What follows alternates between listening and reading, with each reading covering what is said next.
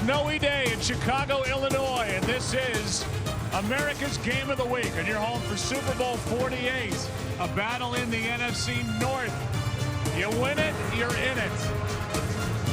And the Green Bay Packers and the Chicago Bears. There he is, Aaron Rodgers. He is back. He missed 7 starts. I'm Joe. That's Troy. Pam's coming up. The Green Bay Packers, they survived. They got to this point where now if they win, they're in. They've got 15 players on IR, but they've got their quarterback back. He's 9-3 in his career against the Chicago Bears. On the other hand, Jay Cutler 1-7 in his career with Chicago against Green Bay. What do you expect to see out of Cutler today? Well, this is a defining game for Jay Cutler. It's the type of game that the Bears organization had in mind when they made the trade for him. You talk about the lack of success that he's had against the Packers. Well, he hasn't had the supporting cast that he has here today. He's got wide receivers, Brandon Marshall, Alshon Jeffrey, as good a tandem as there is in all of football. Matt Forte at tailback. Now, the Bears defensively, they've not been able to slow anybody down. In all likelihood, this is going to be a shootout, and Jay Cutler is going to have to be at his best. Let's find out more from down on the field before we kick this thing off. Let's go down to Pam Oliver. Well, Joe, while some players and coaches tried to downtone some of the delirium about this week, Brandon Marshall was hyped about what he called the biggest game of his 8-year career. The Bears wide receiver expects the Packers to come out and give them their best shot. Meantime, Packers wide receiver Jordy Nelson, he said just because Aaron Rodgers is coming out of the tunnel doesn't mean we're going to win. Everybody on this team has got to do their part. Joe? And you can see, Pam, by those shots, whether it's Pam or the face of Jordy Nelson, it is cold and it is windy down on that field. 27 degrees. The wind out of the southwest can gust up to 25 miles per hour. We will get snow before the end of the day. The Green Bay Packers won the toss. They deferred. The Bears will start this day with the football as Crosby will kick it away, and Devin Hester, one of the best ever, will return it for Chicago. We can't wait to see what unfolds here today. Glad you're with us on Fox. Hester from inside the 5. Has some room. Crosses the 30, crosses the 40. And it was Crosby who knocked him out.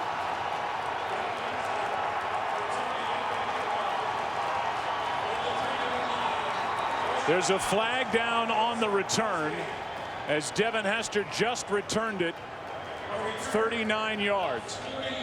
A flag down at the 40 on the Green Bay side of midfield.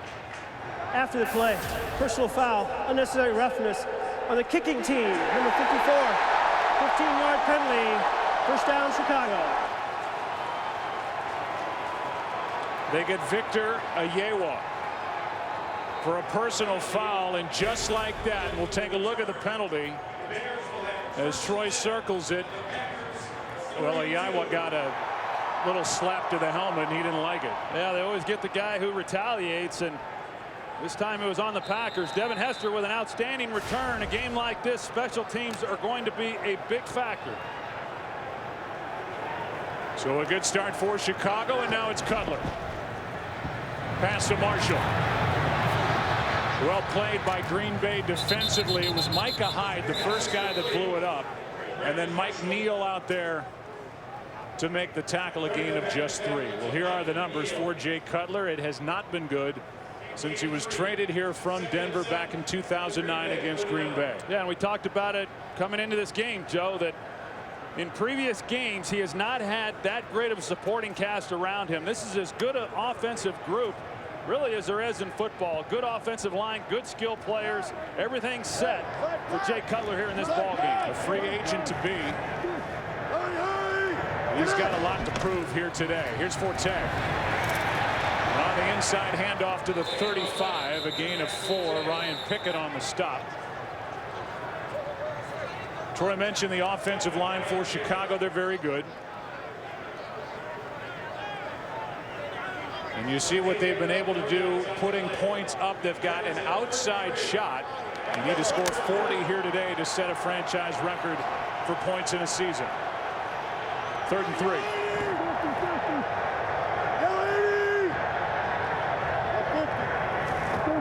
Hey, 33 over here. 33. Hey, get up. Taylor, quick throw, pass broken up. Jeffrey the intended target, and great coverage by Williams. Well, Tramon Williams was playing inside technique. You see where his alignment is. He's anticipating the slant route because of where he initially started off. He had a great position in order to make a play on that ball. If Adam Podlish has done one thing well this year, it's directional punt. His overall numbers not that good, but he's down 26 inside the 20. He'd like to do better than that. Hyde waiting over his head, and it's tapped, still in play, and they're going to mark it after a conversation in the end zone. Michael Ford was down there, and as the officials got together and they're meeting again, they're saying that this ball was touched by Ford when his foot was on the line. Boy, that was close. That was really close. It looked like Ford tapped it back inside the 5 before his foot got on the line. But they've called it a touchback.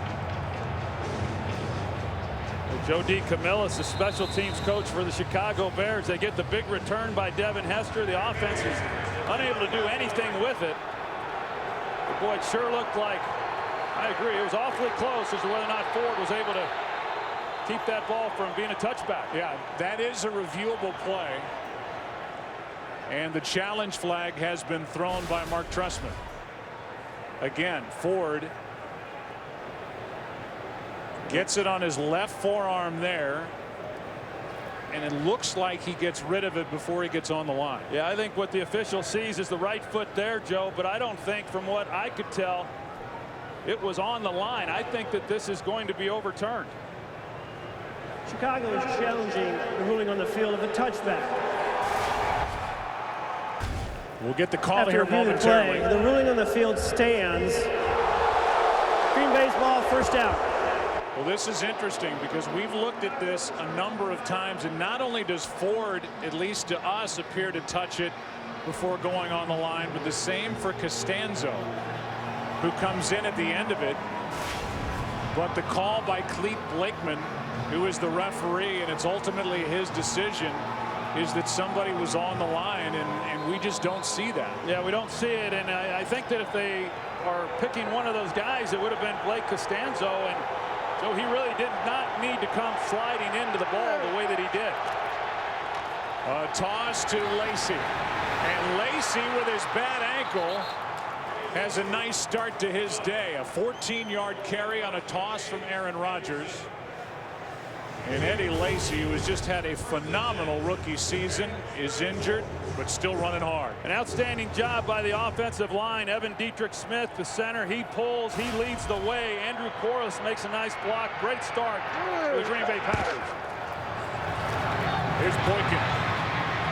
Boykin, who emerged after the injury to Randall Cobb, who, by the way, is active and ready for action here today. Boykin is good for 5. They're the numbers for Aaron Rodgers, who also won an NFC Championship game on this field in the 2010 season. Had a lot of success against this Bears team.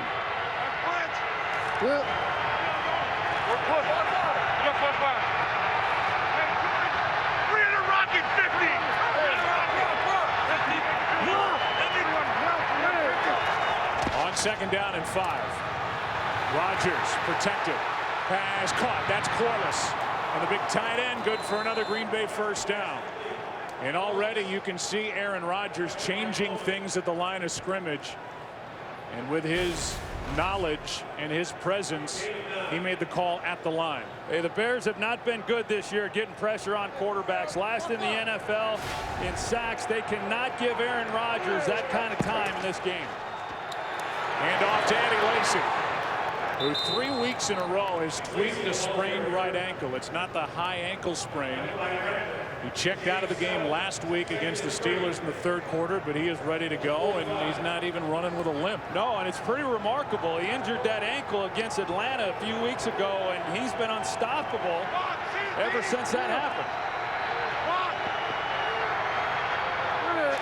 2nd and 3, toss to Lacy. Lacy got maybe a yard. Wooten on the stop. There's obviously so much more to say about Aaron Rodgers, but you look at what they've been able to do running the ball. It's been such a problem. It's a new dimension for Aaron Rodgers, that run game. Well, everybody played them coverage when Aaron Rodgers was healthy. When he went down, they saw a lot of extra defenders at the line of scrimmage trying to contain Eddie Lacy. The Packers' run game got better, and now defenses have to make a decision. Are the Bears going to put someone up for Eddie Lacy, or are they going to try to contain the big play in the passing game?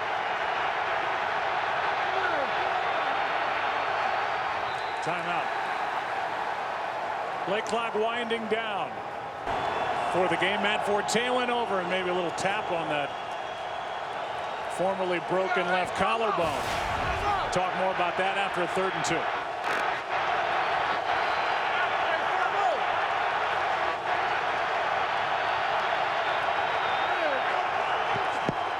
Fake the handoff, pass caught. Jordy Nelson. And that quick throw from Aaron Rodgers, who's been practicing for 3 weeks. He says he feels fantastic. His arm is ready to go. Excellent route by Jordy Nelson. The difference is Aaron Rodgers gets the ball out of his hands so quickly. The Packers are anticipating that route. They're trying to run James Anderson underneath it. That's the difference in Aaron Rodgers and Matt Flynn. Just the quickness that the ball comes out of his hands. 14 yards to Nelson on 3rd down. Now a toss to Lacy, who cuts back upfield and knocked down at the 25. Troy, you had a broken collarbone in your career. It's not that infrequent an injury for a quarterback. How do you think the collarbone for Aaron Rodgers holds up the rest of the way? Well, I think he's fine as long as he doesn't land on it like he did when he broke it. You know, I mean, a healthy bone snap then. This one's not completely healed, but he did take 7 weeks off. I don't think that is on Aaron Rodgers' mind at all, and he has gotten into a nice groove here on the opening possession. Hey, Jerry, 5-5. Jerry. Hey, Lucy.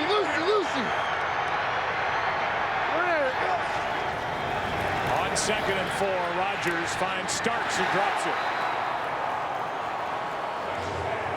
3rd down coming up. This looks a lot like that opening possession when these two teams met back on November 4th. Aaron Rodgers took him right down the field that night before he did suffer the broken collarbone. But well, you combine the running game of the Green Bay Packers and now Aaron Rodgers, he presents some real problems for this Bears defense.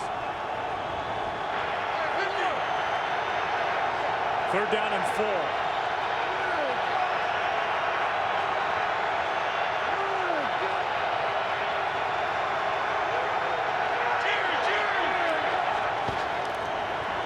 Rodgers comes over the middle. Pass is incomplete with a flag.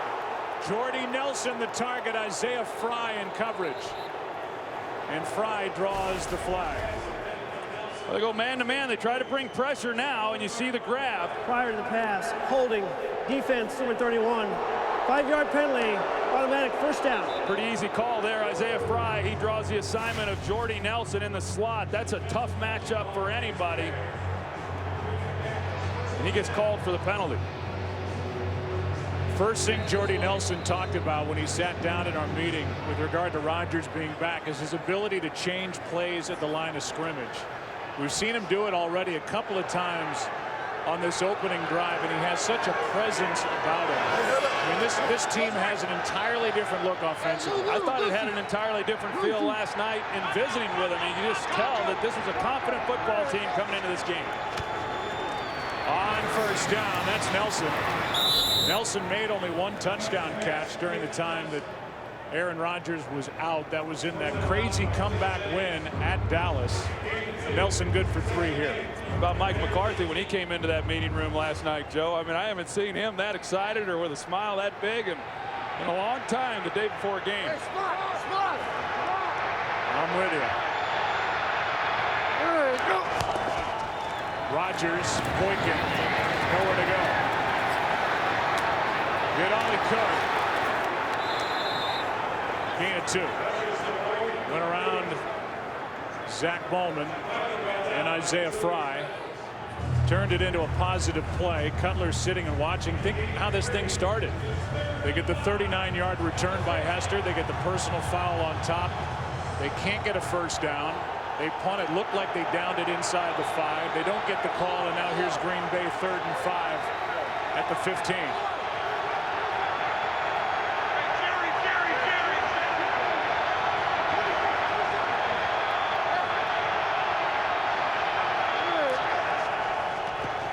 Pass is high but caught. Nelson made the catch, and he's got enough for a first down. James Anderson on the coverage and with the tackle, but a nice catch by Jordy Nelson. Well, it was a good catch. Aaron Rodgers sees it. They're going to bring the blitz off the edge. The outside receiver's trying to make a block for Jordy Nelson, and had they have been able to make a little bit better throw, get it to him on the run, that could have been a really big play. Rodgers has started 6 for 7. And they have that no huddle hurry up approach. So much for Rodgers coming out rusty. Ready, done. Lacy gets it right side to the 5. Aaron Rodgers was not sold on Eddie Lacy early. Neither were you. and it took a few weeks. But like Aaron Rodgers told us yesterday, we hit the jackpot with this guy. No doubt. I saw what Aaron Rodgers saw. You know, a good player, but you're just waiting to see a little something special. He has shown that down the stretch here this year. He gets better as the game goes along. He's gotten better as the season went along, too. Sky! Jelly Sky! Jelly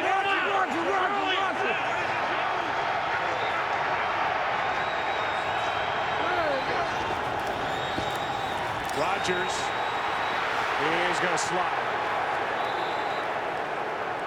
That's smart. Anderson is there to tap him down, and Aaron talked about that and how he's going to have to change not only the rest of this year, but maybe the rest of his career now as he's about to turn 30 years old. Well, you have an injury like that, you miss the kind of time that he did, first time really in his career, and kind of gives you a little different perspective on how much this team needs him, seeing them suffer and struggle in his absence.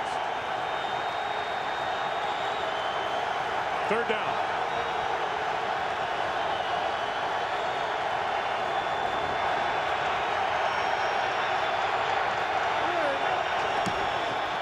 Rodgers out to his right. Pass is picked off. Intercepted by Chris Conte.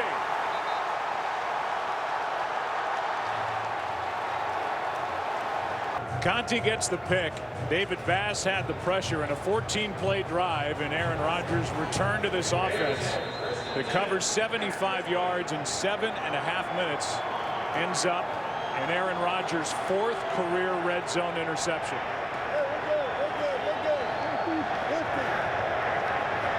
And so now what does Cutler bring? He tries to hit Marshall. Brandon could not make the catch. You know, when Aaron Rodgers gets flushed out, all he's looking at is Tim Jennings and whether or not Boykin is going to beat him. What happens is Chris Conte here is on Andrew Corliss. He's able to then come off of Corliss and get underneath that throw. Aaron Rodgers never saw him, never anticipated him being able to make a play. Sit down! 180! Now 2nd and 10. 180! Pass is caught this time by Marshall for a first down. 13-yard catch for Brandon Marshall as these Bears boast 2 1,100-yard receivers. Yeah, and Brandon Marshall says he hasn't felt this good in weeks. He was suffering from hamstring and quad injuries, and then last week he went and saw a therapist and got some treatment, and they were able to get it released, and he says that he's poised for a huge game as good as he feels. 180! Aiming for a 5th straight 100 catch season. Handoff is to Forte. A ton of room into Green Bay territory. 21-yard carry by Matt Forte. You see this over and over this year from the Green Bay Packers. Right here, it looks like Jamari Lattimore. That's his gap. And if you're going to contain, as Mike Neal does up the field, then somebody has to be there in the hole. The Packers have not shown much discipline in run defense throughout this season. This has been a bad defense. suffered a lot of injuries, but they've given up a ton of points, especially lately. Here's Forte to the 45. You take a look at Green Bay and what they need to do defensively as they come into this ball game. One of them is get pressure on Cutler. We talked about the lack of success that he had. Let him know that today was going to be no different. And then they have to limit the big plays. The Achilles heel for this Packers defense has been the big plays against them. This is a Bears passing game with Brandon Marshall and Alshon Jeffrey that's certainly capable of chewing up some big yards. 2nd and 8. 180. 180. Cutler steps up, throws. Downfield, pass caught. Brandon Marshall.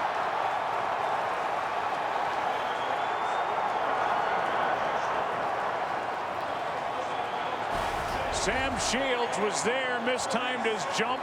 37-yard catch. Little double move, but it really doesn't fool Sam Shields. This is a perfectly thrown ball by Jay Cutler. He goes to the 6'4" Brandon Marshall. Sam Shields, who's just 5'11", unable to get up and make a play on this ball. Pretty good coverage overall, but a well-thrown pass by Jay Cutler, and that's one of the big plays we talked about. 180. 180. Now 1st and goal. Cutler back to his left and throws it out of the end zone. 2nd and goal.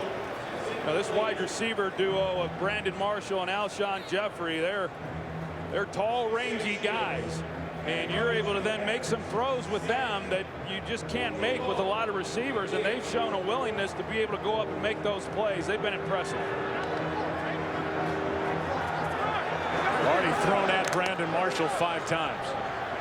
3 catches, 53 yards.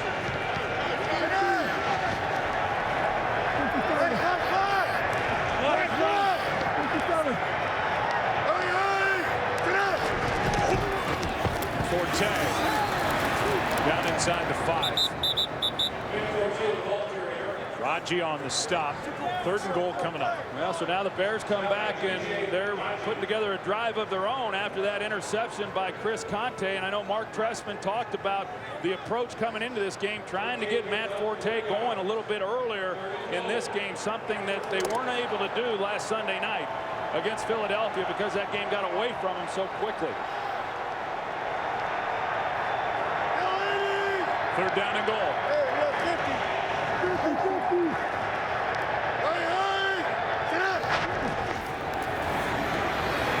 Cutler, Forte for the touchdown.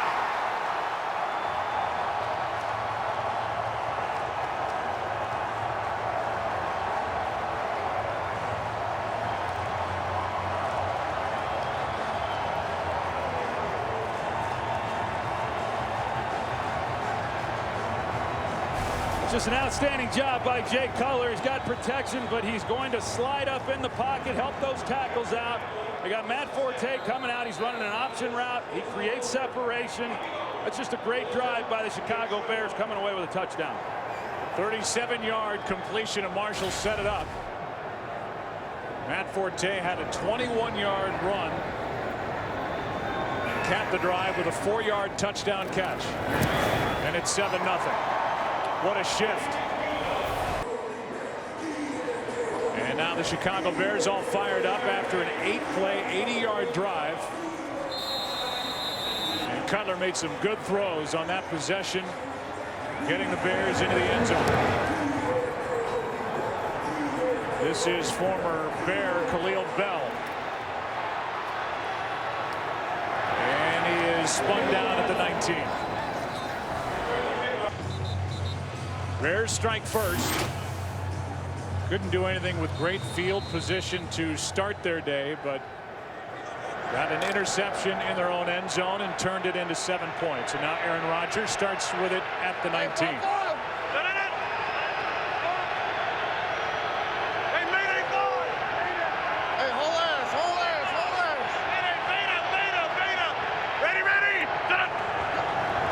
This is Starks on a toss, running to his left. Cuts upfield, picks up a yard. Peppers on the stop. Here's Kurt. Crazy day in the AFC, no doubt. There's hope for the Steelers. Here's Starks again on the toss.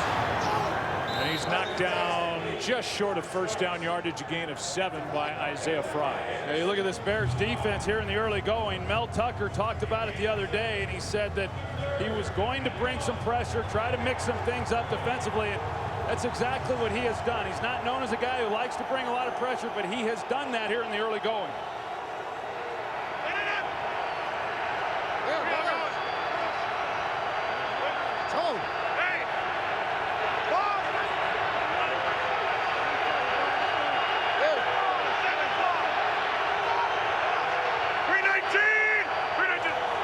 Third down and 1, a toss to Starks.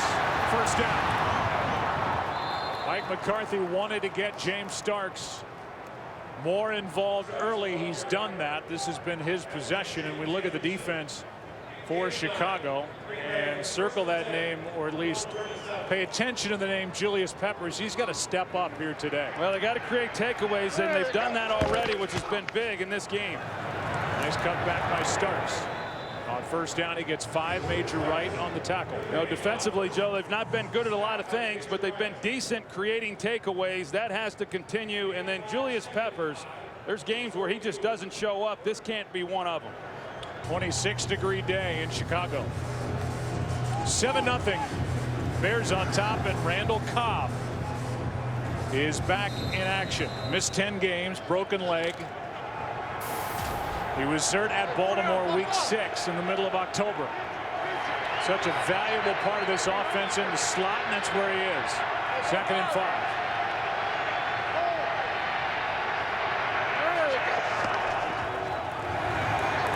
Rodgers is going to find Jordy Nelson, and Nelson is down inside the 30.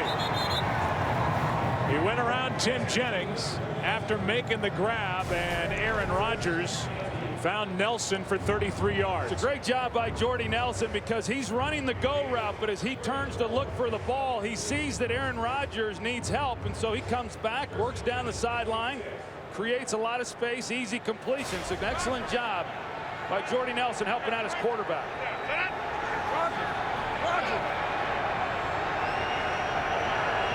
319.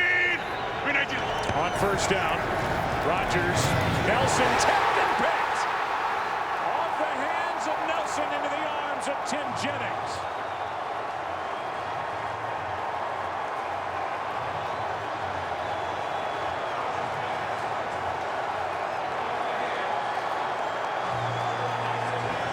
Two picks for the Chicago defense. It looked like Josh Sitton may have got pushed back just enough to get into the way of Aaron Rodgers and force that ball to come out a little bit higher than what he liked. You don't see Aaron Rodgers have multiple interceptions in a game very often, but he's got 2 now here in the first half. He sat down. You asked him how his arm felt. He said it's too strong. He threw a Hail Mary in practice the other day way out of the back of the end zone. His arms never felt this good at the end of a season since taking over in 08 as the starter. Now at the 20, handoff is to Forte. Matt, who has a touchdown catch in this game, good for 5. Malumba on the tackle. Remember, this Green Bay defense is playing without Clay Matthews, who re-broke that right thumb. He missed 4 games. He is out here today, not on IR, but had surgery.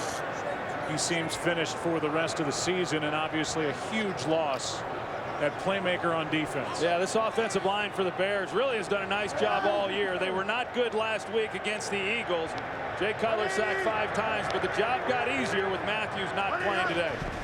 On 2nd and 5, Cutler completes to Jeffrey, and Jeffrey was hit immediately by Tremont Williams. Let's go down to Pam. Well, Joe, while Jay Cutler led that touchdown drive on that last possession, he was without his starting rookie right tackle, Jordan Mills. Mills suffered a foot injury, Joe. He's out for the rest of the game. Back to you. Well, there's been such continuity up front. That group's been healthy all year. They've all made all 16 starts. Yeah, especially when you consider 2 rookies, Kyle Long and Jordan Mills, starting on that right side. They not without some growing pains, but they've had outstanding rookie campaigns. 3rd down and 5. Blitz coming from Green Bay. Cutler steps up, throws, passes behind Brandon Marshall. It's a huge fourth down. That's a huge stop right there for this Packers defense. You know, the offense has been able to move the football, and they just had the turnovers that have kept them from coming away with any points. But off of the interception, Micah Hyde getting physical with Brandon Marshall off the ball. And a key stop there on third down. Podlish looked like he had a perfect punt first time. It ended up as a touchback, and now with Micah Hyde waiting for it, he is able to hang on. Now it comes out. That ball was loose. And now the fight for the football. Hyde looked like he juggled it, had it, lost it. And it's going to stay with Green Bay. So nearly the third turnover as Micah Hyde couldn't make a clean catch. Find him on every corner. And now the Green Bay Packers, who've had 2 possessions, run 20 plays, have 7 first downs, and covered 125 yards with 2 picks. Down 7, back to work. From the 36. Passes right into the ground. Corliss was out there, but there was no room even if he made the catch. Yeah, Andrew Corliss running the tight end screen, and Julius Peppers was right there on him, and Aaron Rodgers just happened to throw that away. Second and 10.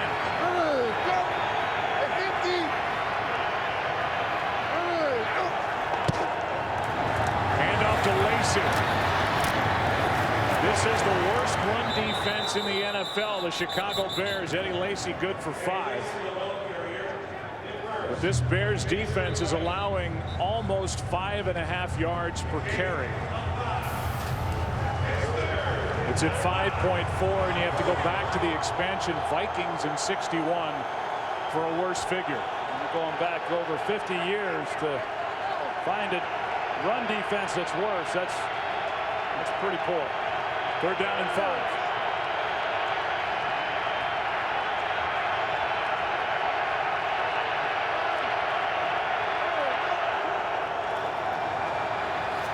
Pass is caught by Nelson. Jordy Nelson happy to have his quarterback back. And the completion on 3rd and 5 of 26. This is a play that gave them problems the last time these two teams met. Jordy Nelson just running a dagger right through the middle of the defense, man-to-man coverage, and Aaron Rodgers throws a strike. How about Nelson? 5 catches, 80 yards already. You think he's happy to see number 12 back? Roger. Mel Tucker's not so happy. He's the defensive coordinator for Chicago on first down. Pass is caught by James Jones. Staggers his way inside the 30. Isaiah Fry there, a gain of 5. You know, it's pretty obvious in talking to Mike McCarthy as the Packers go to their no huddle, and they ran it some with Matt Flynn, but nobody runs it the way that Aaron Rodgers does, and there was such an emphasis coming into this season running that no huddle. And slip out. Yeah. Ready. Toss to Lacy. Not much out there. Third down coming up. Gain of a yard. David Bass on the tackle. I was talking about Mike McCarthy as far as what his approach was going to be as the play caller with Aaron Rodgers. He wanted to get him into a rhythm early. He's been able to do that, even though there has been the 2 interceptions, but he's cutting them loose.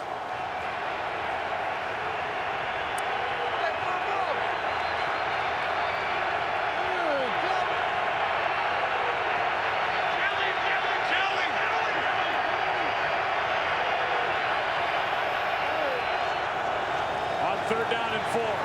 Rodgers out to his left. Is down. Lance Briggs, second game back, but a flag is down at the end of the play. And they threw the flag after Rodgers was hit after going down. Personal foul, unnecessary roughness, defense, number 99. Late hit after the quarterback was down. 15-yard penalty, first down, Green Bay. They get Shea McClellan, who's the guy who broke Aaron Rodgers' collarbone back on the 4th of November. We'll see when Aaron Rodgers goes down. I don't see much there, Joe. He didn't come in, didn't use his helmet. You know, he's in the process of trying to make a play and pull up at the same time. Bodies are in the way. I think that's a bad call. Mel Tucker, the defensive coordinator, however, does an excellent job of disguising the looks, and he's brought a number of pressures here in this first half. The Packers were able to pick it up, but Aaron had nowhere to go with the football. I mean, what a call against Chicago. He just rolled on the body of Aaron Rodgers. There didn't look to be anything extra there at all. Here's Jones out on the edge, and James Jones with a stiff arm gets a few extra yards as he pushed Bowman, a gain of 6. You know, Shea McClellan, he's been pretty active here in this first half, and you know, think back to that last game. Not only did he break Aaron Rodgers' collarbone, but he had 3 sacks in that game. He was all over the place, and they're hoping that he can get into some kind of groove like that here in this game. As you said, Joe, that was just a bad call. And really could be devastating for Chicago. They were on the outer edge on this cold day of field goal range. Leave it on, leave it on. Would have been 4th down instead of first down by penalty. Now 2nd and 4. Here's Lacy, slips down at the 15.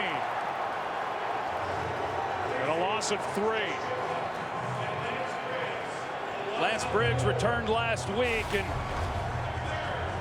didn't have much of an impact on that game, but here he is getting up the field. We've seen a lot of edge pressure in trying to keep Eddie Lacy from being able to get outside, and they've been effective in doing that. He's had to show great patience and really cut underneath that. 3rd down and 7 from the 15.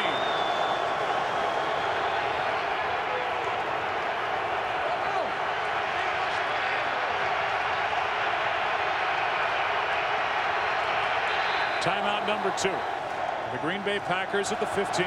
We'll see what Mel Tucker decides to do here. As I said, on the last few 3rd downs, he's brought extra people trying to get after Aaron Rodgers.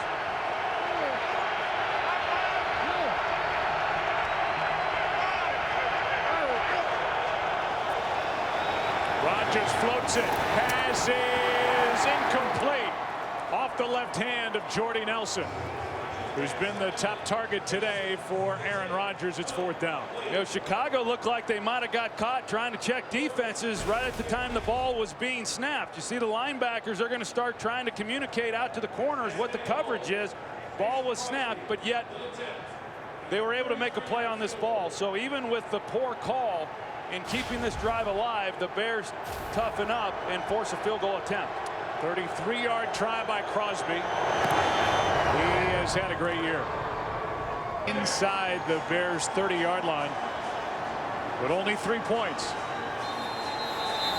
2 times inside the red zone. Hester's already had a good one today. With this iffy footing, he catches it on the run. Picks his way out to the 25. The ball came out. There's a flag down.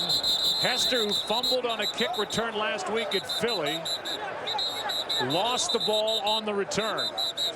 But again, a flag is down, and we'll see who comes out of that pile with the football.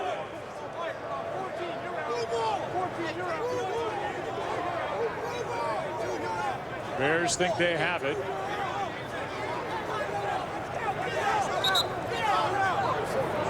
And it's Hester on top of the football at the bottom of that pile. But again, a flag is down. 17-yard return, and Hester almost coughed it up. During the return, illegal block in the back. Return team number 52. Penalty is 10 yards from the spot of the foul. First down, Chicago. That's Blake. Sunday night, and you mentioned it, Joe, the fumble by Devin Hester in that game. That's what turned that ball game around so early. It's clearly out, but Devin Hester gets a fortunate bounce, and he's able to get right back on top of it. 180! Drive starts at the 10. 180! Play action to Forte, and Cutler goes down. Sack on the play, and it's Malumba. And for Andy Malumba, he's got his first, the rookie free agent out of Eastern Michigan.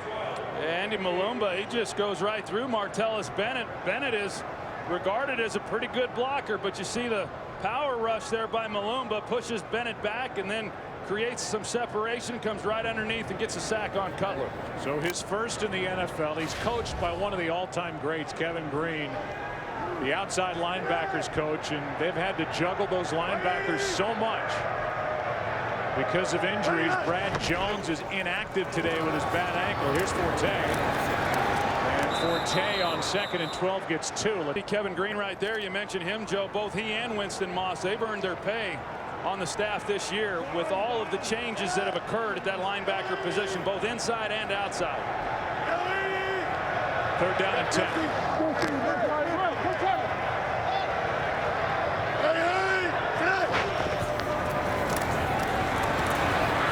Cutler is nearly picked. Jared Bush flashed in front of Alshon Jeffrey and almost came away with a Cutler interception. That was a dangerous throw there by Jay Cutler, throwing back into the middle of the field. Looked like had he have kept the ball and ran, he might have been able to pick it up with his legs. He does a good job navigating the pocket, stepping up, and you see what he had out in front of him. Fortunate incompletion on that play. Bush had 1 interception this season. It was a big one, and a win at home over Atlanta. Here's Podlish, and he hits a short punt. Very poor punt by Podlish, and it's going to be tapped down near the 41. Just a 30-yard punt. There's us, 26-degree day in Chicago here, week 17. Winner of this game wins the NFC North. Drive starts at the Chicago 41 after that 30-yard punt. It's not often you give the Packers offense this kind of field position and hold them out of the end zone either. Here's Lacy. Well played. Well played up front by the Chicago Bears defense.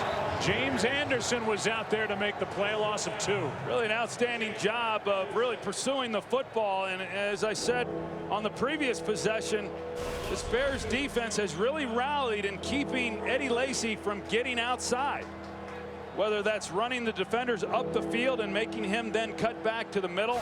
This time it was just great pursuit that kept them from being able to get to the corner.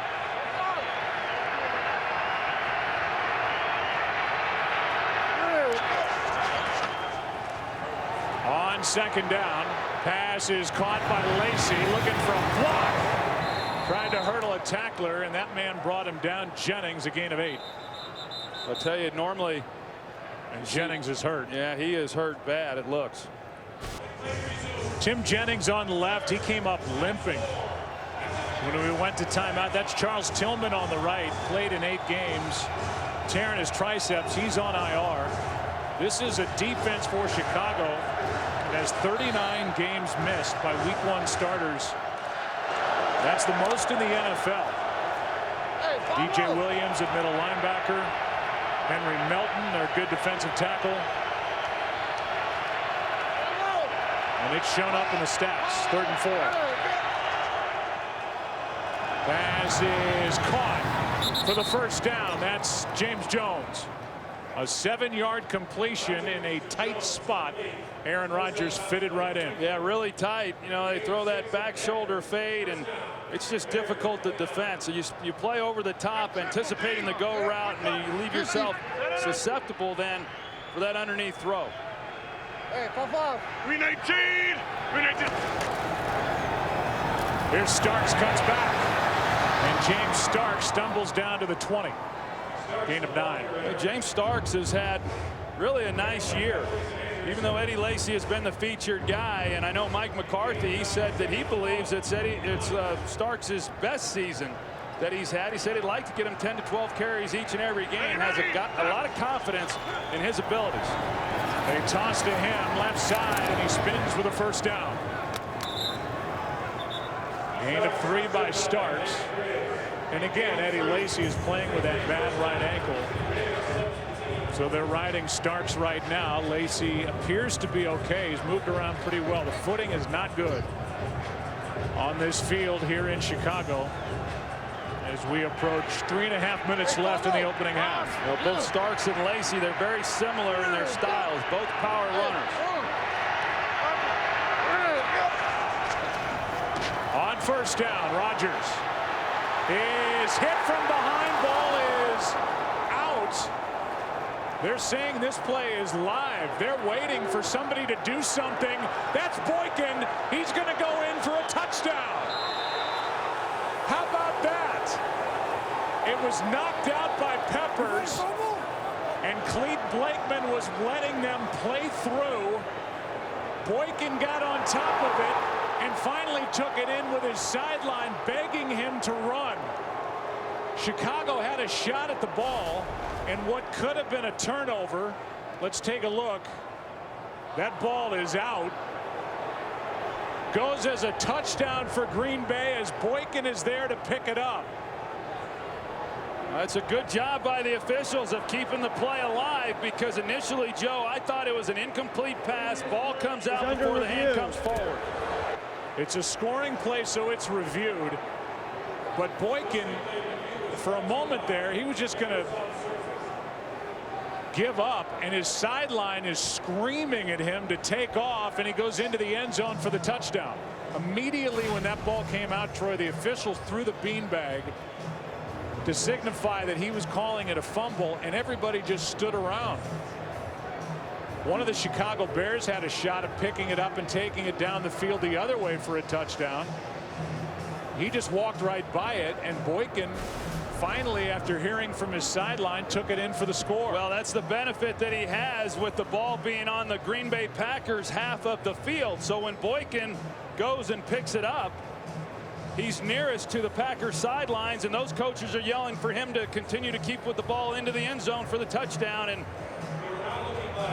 I saw with so many players on the field saw that it looked like it was an incomplete pass initially. That's a good job by those officials. Let's go to Mike Pereira in LA. Mike, what'd you see back there? The same thing you guys saw. It's interesting because he gets hit from behind, and that's what propels the ball forward. But that initial contact was before the hand started to go forward, and the ball spun in his hand. So here, getting hit from behind, if you take a look here, ball's hit, hand is hit before the hand starts forward, and the ball slips in his hand, and it ends up being pushed forward. So it is a fumble. And like you say, good job of not reacting by the downfield officials and making a ruling of a play being over.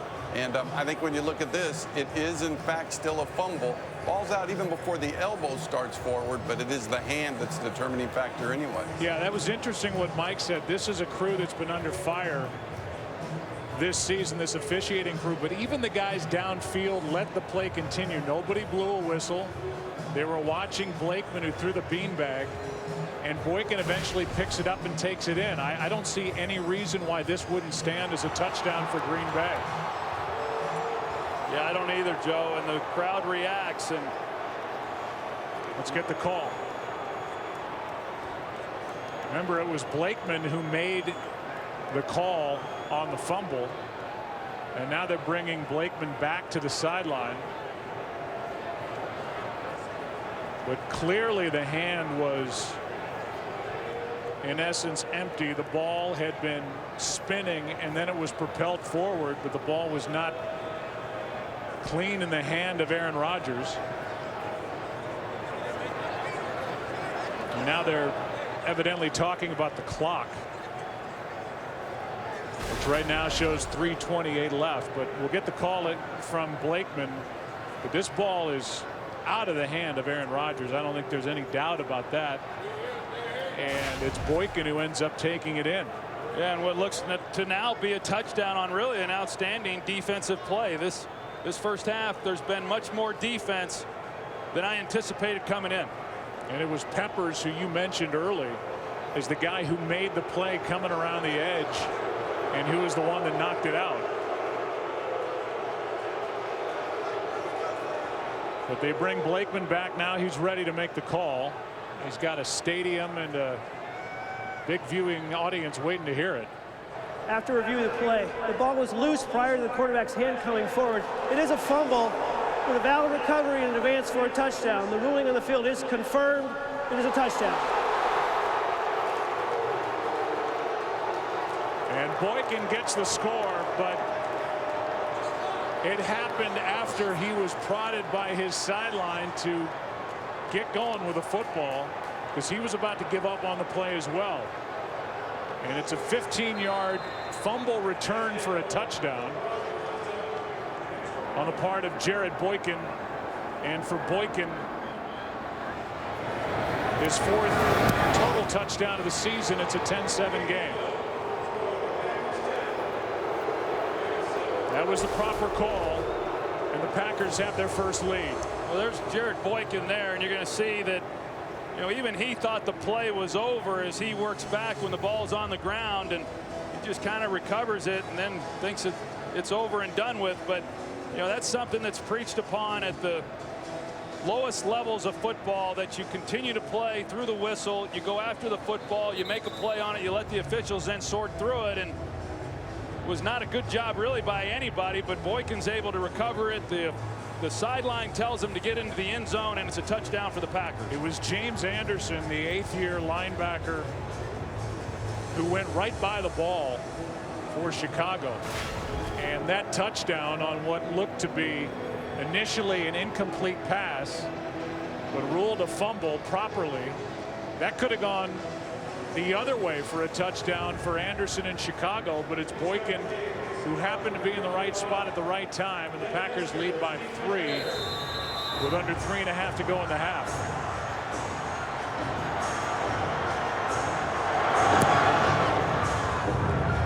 This is Hester, who put it on the ground last time he returned one, and can't make the 20.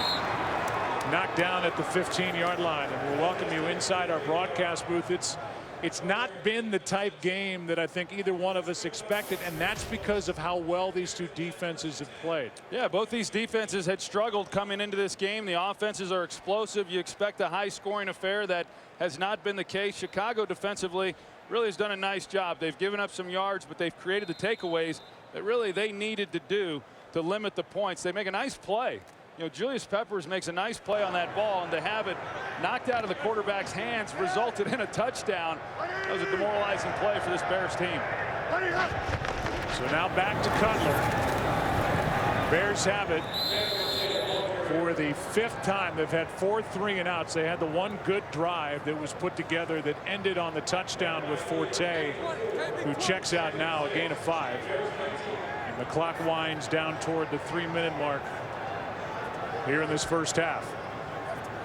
With this Packers defense, talking about how good the Bears have been, the Packers defense has been good as well. I mean, they had the one drive, they went down the field, the Bears got the touchdown, but other than that, they really have not been able to put much together. 2nd down and 5. Handoff is to Bush.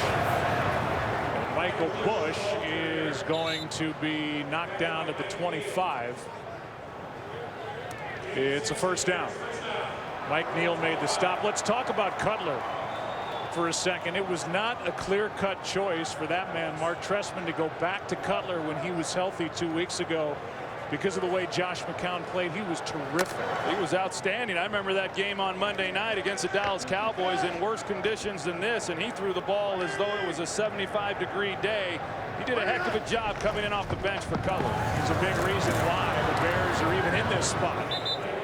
Or if they win here today, they win the division. Bush carries for 5. Down by 3 after a crazy play offensively for Green Bay. The Bears face 2nd and 5.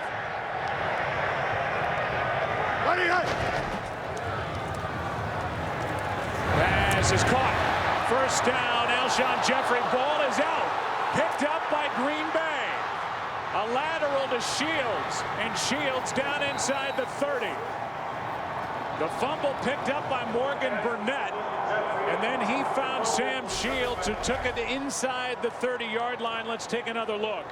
Yeah, good throw there by Jay Cutler, and then at the end of this play, see if he was still up. Sure. Knee clearly not on the ground. Ball is out. And Morgan Burnett, when he comes out of this pile with the ball, boy, that was risky when all of a sudden he's tossing it backwards to Sam Shields.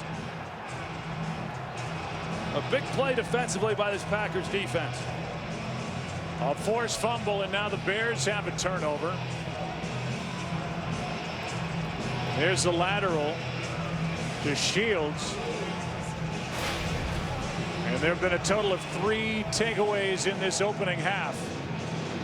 And it's been better for the Packers defense. It's something, Troy, we've talked about with regard to Dom Capers. His defense, they'll give up yards, but it's a defense predicated on taking the ball away, and that has been much better of late. Yeah, it has. You know, I mean, overall, this defense has not been real good creating takeaways. Just 20 takeaways on the season coming in, but over the last 4 weeks they've had 10, which as you said, that's really what Dom Capers and this defense has been all about over the years. They've done a nice job here in recent weeks. And once again, Joe, I mean, they're setting their offense up in outstanding field position. Second time the drive has started inside Chicago territory for Green Bay.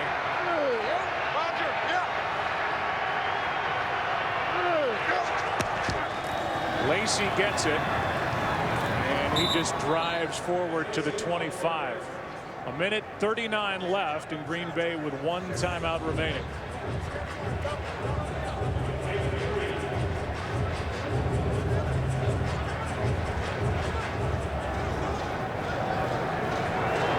Hey, go left. Go left. 2nd and 7. Pass is high for Jordy Nelson. And Rodgers knows he missed one with that throw. Let's go back to that play. The last points that were put up, Boykin is there to pick it up. Even Aaron Rodgers didn't realize that that play was live until he heard from the sideline, and you'll see the reaction by the group behind Rodgers and Boykin screaming at Boykin to take off. Well, we saw what the Packers coaching staff was yelling. I couldn't tell what the Bears staff was yelling, but no one on the field was saying anything. 3rd down and 7. Bears need a stop. Pass is caught by Nelson. Jordy Nelson down inside the 10, and the clock continues to wind. Clock not a factor right now. 16-yard completion. We've seen Aaron Rodgers be high on a few throws. That one was an outstanding throw, protecting the receiver, a safe throw. That's where you want to put it. Jordy Nelson makes the play. Here's Lacy. Good job up front by the Bears. Lance Briggs was in there, and the clock winds under 45 to go. There's the route by Jordy Nelson. He's a big target, but Aaron Rodgers got flushed to his left, and then he's making a throw really without knowing exactly what is out in front of Nelson. So then you want to put it down low. So good ball placement by Rodgers. Nelson makes the play. We still have a timeout, taking a lot of time. Rodgers is going to throw it away with 11 seconds remaining in the half before a 3rd and goal. We've seen a few times now with Aaron Rodgers afforded protection in the pocket and just nowhere to go with the ball. This secondary for the Chicago Bears has really been strong.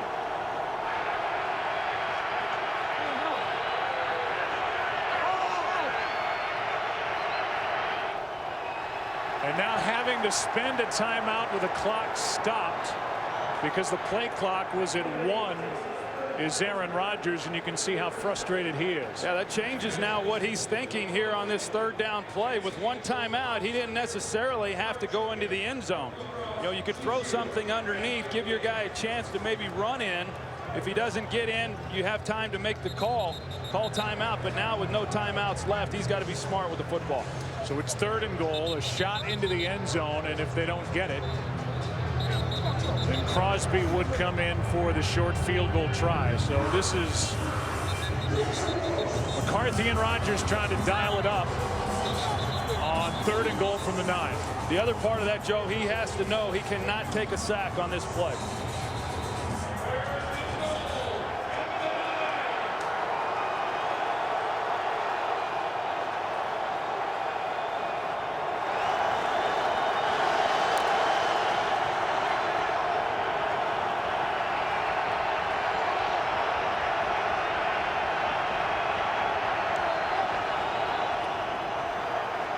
Rodgers is incomplete, nowhere to go.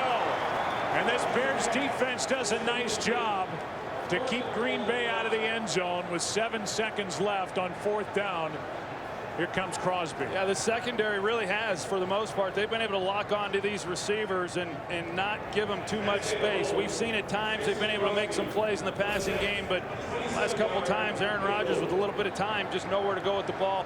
Aaron, recognizing that, wisely throws it away with time left on the clock. 27-yard try, and it's a 6-point game with 4 seconds left in the half. Clock winds down to 2, so we'll have a kickoff. Packers now have been inside the red zone 4 times. Their 1 touchdown was on that fumble return by Jared Boykin, and this has been a top 10 red zone offense since Aaron Rodgers took over as a starter. But this year they started the day number 27 in the NFL. So granted, a lot of that's with Aaron Rodgers out. But they've missed some chances here today. Yeah, they have. You know, I mean, the Packers just really with 2 field goals in this game where the defense creates the takeaway. The Bears do on Chris Conte's interception. And then they come back, knock the ball out. Julius Peppers, that, as we know, is what led to the touchdown by Jared Boykin.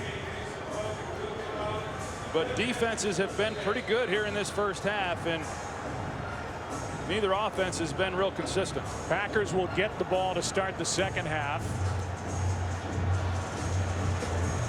Weems gets on top of it. Time has expired in this first half. And now the 2 teams shove a bit, but there's no time left on the clock.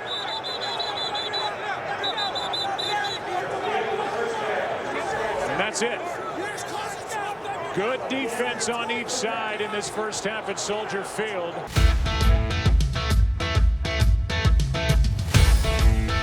Troy threw the 2 picks, showed the ability to make some good throws and move the football, but the only touchdown on that fumble return and that crazy play by Jared Boykin in the first half for the Packers. Yeah, you know, the Packers in that first half, they moved the ball offensively, over 200 yards of total offense, failed to come away with points because of the 2 interceptions, but give the Bears defensively some credit. Certainly on the first one by Conte, and then the second one off the deflection of Jordy Nelson. This is Hyde. He'll take a knee. Drive will start at the 20, and down we go to Pam Oliver. Joe, both coaches with a couple of complaints in that first half, but generally they're pretty happy with what went on. As Mark Trestman, he said that they practice those scoop drills all the time, so he was very disappointed that they didn't go after that ball on that one. As for the Packers, Mike McCarthy, he said in a 13-7 game, I like where we're at. He feels his quarterback is doing a great job getting out of some of those bad plays. Joe? All right, thanks. It's starting at the 20 for Aaron Rodgers, who was 14 of 22, 145 yards and 2 interceptions. Watch him hold their water. 319. 319. Starks on the toss, able to cut upfield and cross the 20-yard line, a gain of just 1. Lance Briggs was there to make that stop, and there are the stats in general, and you can see that bottom line, time of possession dominated by Green Bay, but the turnovers, Packers 2, Bears 1. Yeah, of course, the 1 turnover by Chicago ended that drive right away that kept them from being able to sustain anything, but they've not been good on 3rd down, Joe. Delayed handoff, it starts. He is able to get an extra couple of yards. He picks up 8, brought down a yard shy of a first down. I think that's really where this Green Bay Packer offense is going to have to attack the Bears within that running game. We saw on 1st down they're trying to get Starks to the outside, and the Bears have just not allowed that to happen. They come back in between that guard center gap and get a nice gain on 2nd down. So now 3rd down and 1.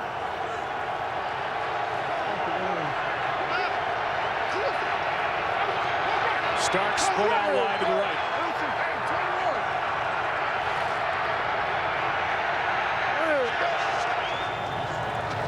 Looking left all the way. Pass broken up for Boykin.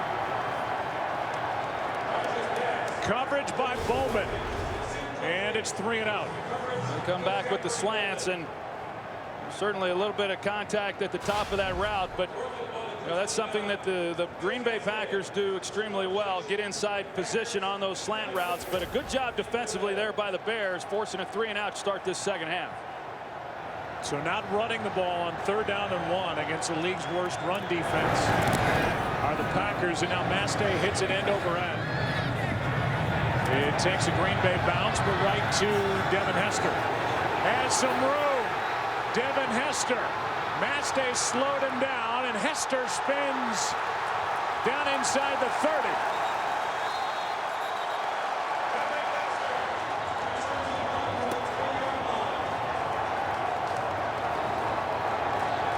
It was a 50-yard punt, but a 49-yard return by Devin Hester. One of the best ever at returning kicks in the history of the NFL. Well, you always kind of hold your breath when the ball's in his hands, and his ability to take it the distance as he has done so many times. And the Bears get this ball now where the line of scrimmage was when the Packers punted. It's essentially like a turnover, setting the Bears up with perfect field position to start this drive. Forte gets it. Matt Forte. Got hit by Jennings, but not before he got to the 15-yard line with a 15-yard run. Well, we talked about Jordan Mills not being in the game. Evan Britton as well as Kyle Long, the right guard, they do an excellent job of blocking down. And then Mike Neal, he comes up the field and leaves just enough space for the big run. Britton, a free agent that the Bears picked up from Jacksonville. Forte cuts back. Matt Forte tripped up by Lattimore. And that may have been a touchdown saving tackle by the young linebacker Jamari Lattimore, who's in his 3rd year out of Middle Tennessee State. Yeah, and Lattimore out of position again. He's playing inside. He's able to make the tackle, but he was out of position, which forced him to have to make the shoestring save. Now 2nd and 7.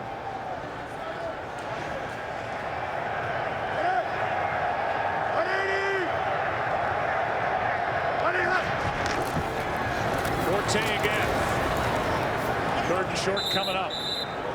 Mike Neal on the tackle after a carry of 4 yards by Matt Forte. And even though Matt Forte is a Pro Bowler again, he still has to rank as one of the most underrated players in the NFL. I think so, because he's a complete player. I mean, he can run the ball, as we know. He's excellent out of the backfield as a receiver. Last week was tough in pass protection, but he does a pretty good job for the most part in that area too.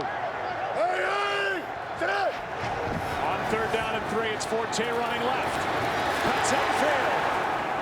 And Matt Forte's got a 1st down at the 5.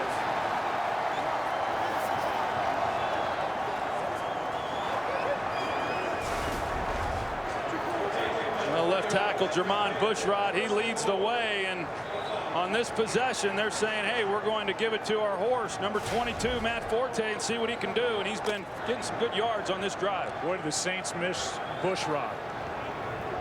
They let him walk away. Bears picked him up.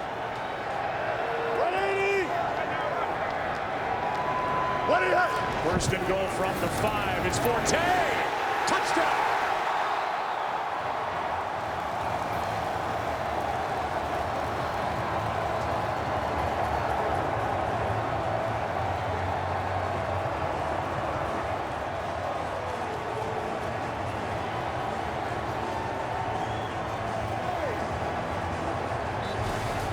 Well, they wanted to get Matt Forte going earlier in this game, but they do it here to start this second half. 5 straight runs to Matt Forte, not one pass.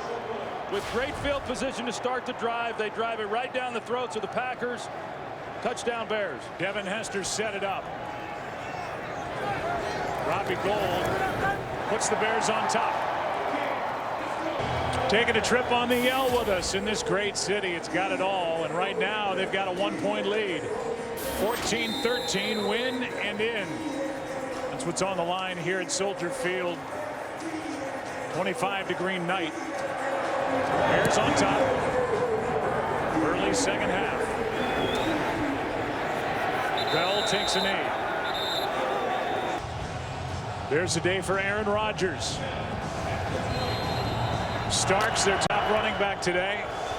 Jordy Nelson just under 100, with the Packers down by 1.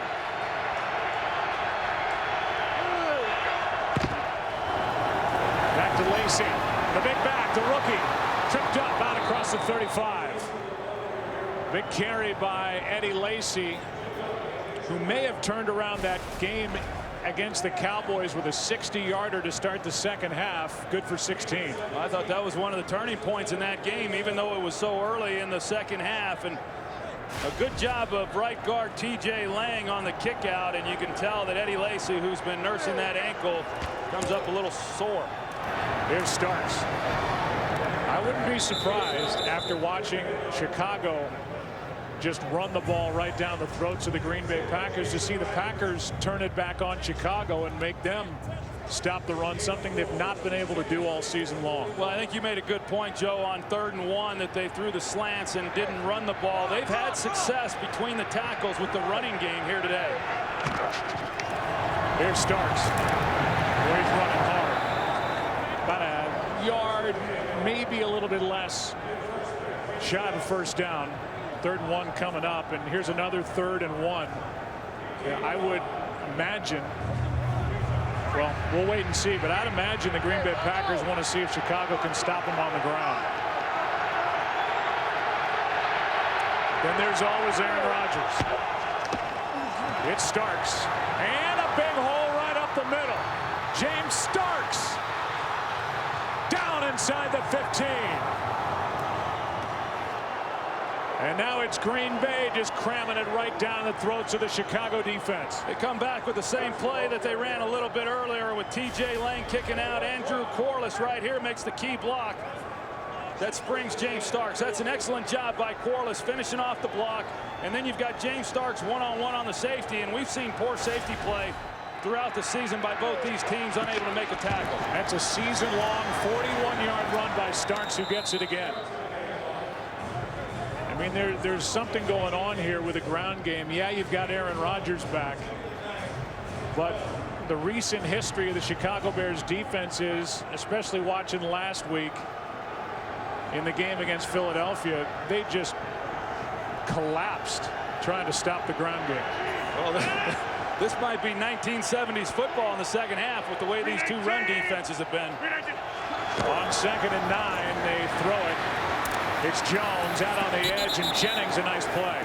Forced him out after a gain of 5. Of course, they come right out here and they get the ball then to James Jones, and you got to believe that if it turns into that type of game here in this second half, Lombardi and Hallis, they'll be smiling. They'll be smiling, no doubt, on this cold day at Soldier Field. 3rd down and 4.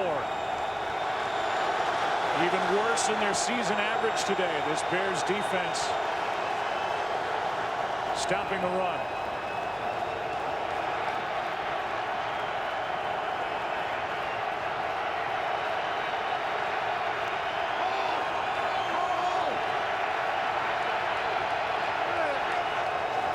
Rodgers slides, throws, touchdown!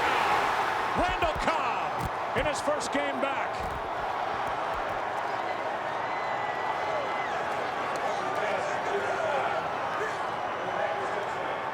Seven-yard touchdown throw from Aaron Rodgers as he takes his team right down the field. Well, Rodgers is so good at looking people off. Sometimes it's hard to tell if he's working one side of the field or if he's intending to come back the entire way, but he gets scrambled, he gets pushed out to his left. Randall Cobb runs an excellent route. I mean, Isaiah Fry had no chance to try to keep him covered there. 7th different receiver that Rodgers has found in this game, and he finds Randall Cobb. Some ball game here at Soldier Field, kind of a pop-up kick. They don't want it in the hands of Devin Hester. Out to the 25-yard line on the return by Michael Ford. Well, you said it. We just looked at that little historical piece, whether it's Lombardi or Hallis. It's feed our statistician, and he's really good. It's going to cost you. In this second half, Green Bay's run it 7 times, thrown it 3 times. Chicago ran it 5 times, hasn't thrown it yet, and I don't see that changing. I don't either. I mean, the Packers threw when they got down in there, they come away with a touchdown, but both of these run defenses have been very poor throughout this year, have given up a lot of yardage, and I would anticipate that both of these offenses are going to lean heavily on these running backs. So here we go. Here's Forte. And Forte spins on a body out to the 30-yard line, a gain of 5.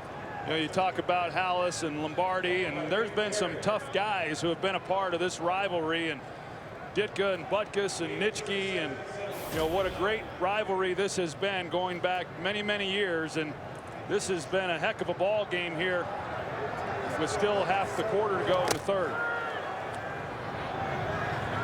2nd down and 5.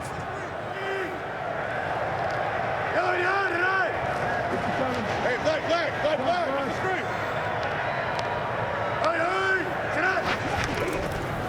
Another carry by Forte. Just daring the Green Bay defense to step up and make a stop. A gain of 1, so 3rd down, and you have to think eventually Jay Cutler's going to have to make some plays before the end of this one. Well, yeah, and Aaron Rodgers will have to continue to do that as well, even though they have been able to run the football. And you know, I thought it was interesting in visiting with Jay Cutler on Friday, and he was really, you know, somewhat downplaying the, I don't want to say significance of this game, but he said, I don't want to make it bigger than it is. Well, I mean, it's pretty big when it's a win and in situation. Cutler going to try and pick it up through the air. And he goes deep. He's got Jeffrey. Alshon Jeffrey.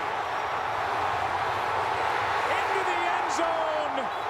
They're going to mark him just shy. Inches away. But 67 yards on 3rd down. Sam Shields is in coverage, and the way he played it, he was anticipating that he was going to get safety help. Now they release the inside receiver up the field. That ties up the safety, Morgan Burnett. Sam Shields clearly thinks that he's going to have some help over the top on Alshon Jeffrey. He doesn't get it, and that's why Jeffrey was left so wide open. It looked like Jeffrey got in the end zone both live and on that first replay. He stays up, and he's in. And we're going to get a Chicago takes its first timeout. And Chicago instead, and this is probably a good move. Timeout. Chicago's going to take a timeout, and they're going to make sure up top, because they only have 1 challenge left, that it's worthwhile challenging. But I think live it looked like a touchdown, and on the replay it looks like a touchdown. But Chicago's going to take a timeout first before they challenge.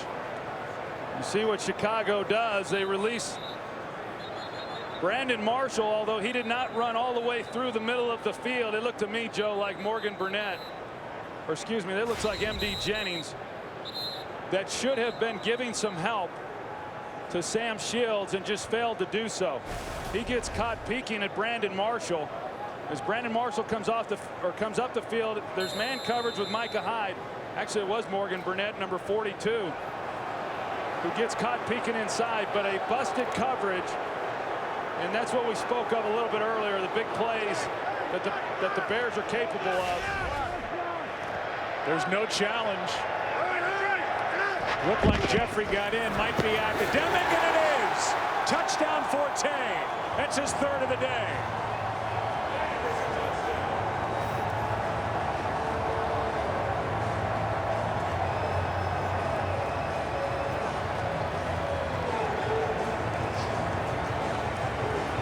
It was a 67-yarder to Jeffrey that set up this touchdown run by Matt Forte. So they pull left guard Matt Slauson. They just hit it right up the gut. Didn't feel that they saw enough to try to challenge the call, and as you said, it didn't much matter. They punched it in on the next play. And that makes it the 4th lead change. Matt Forte had a 3-touchdown game against the Redskins earlier this season. He's got 1 through the air, 2 on the ground here today. Bears decided they were so close, probably didn't want to waste that last challenge, thinking they could just pound it in, and seconds later, even though it looked like Jeffrey got in the end zone, Forte popped it in. It's 21-20. still have that challenge left.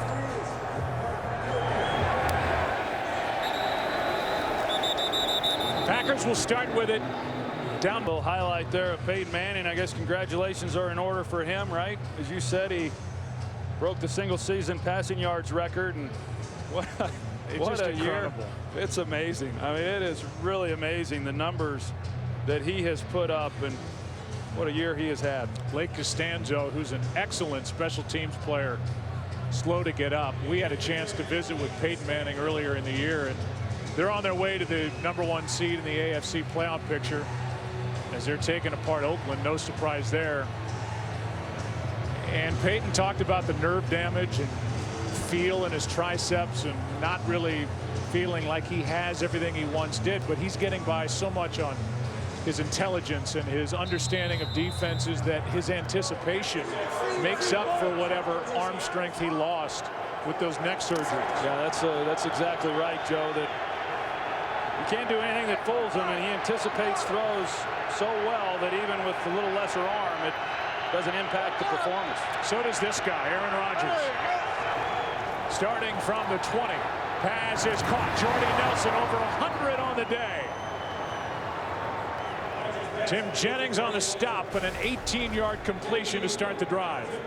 Well, Aaron Rodgers just is so good at moving defenders and not really tipping where he's going with the ball that the backside guys then tend to relax a little bit, and he fits another ball in there well. Here's Lacy, and he is stopped. Corey Wooten, the first guy there. Let's go down to Pam Oliver. Joe, another member of the Bears secondary may have been injured. Safety Major Wright is back in the locker room. Wright is being evaluated for a possible concussion. We'll keep you updated. All right, thanks, Pam.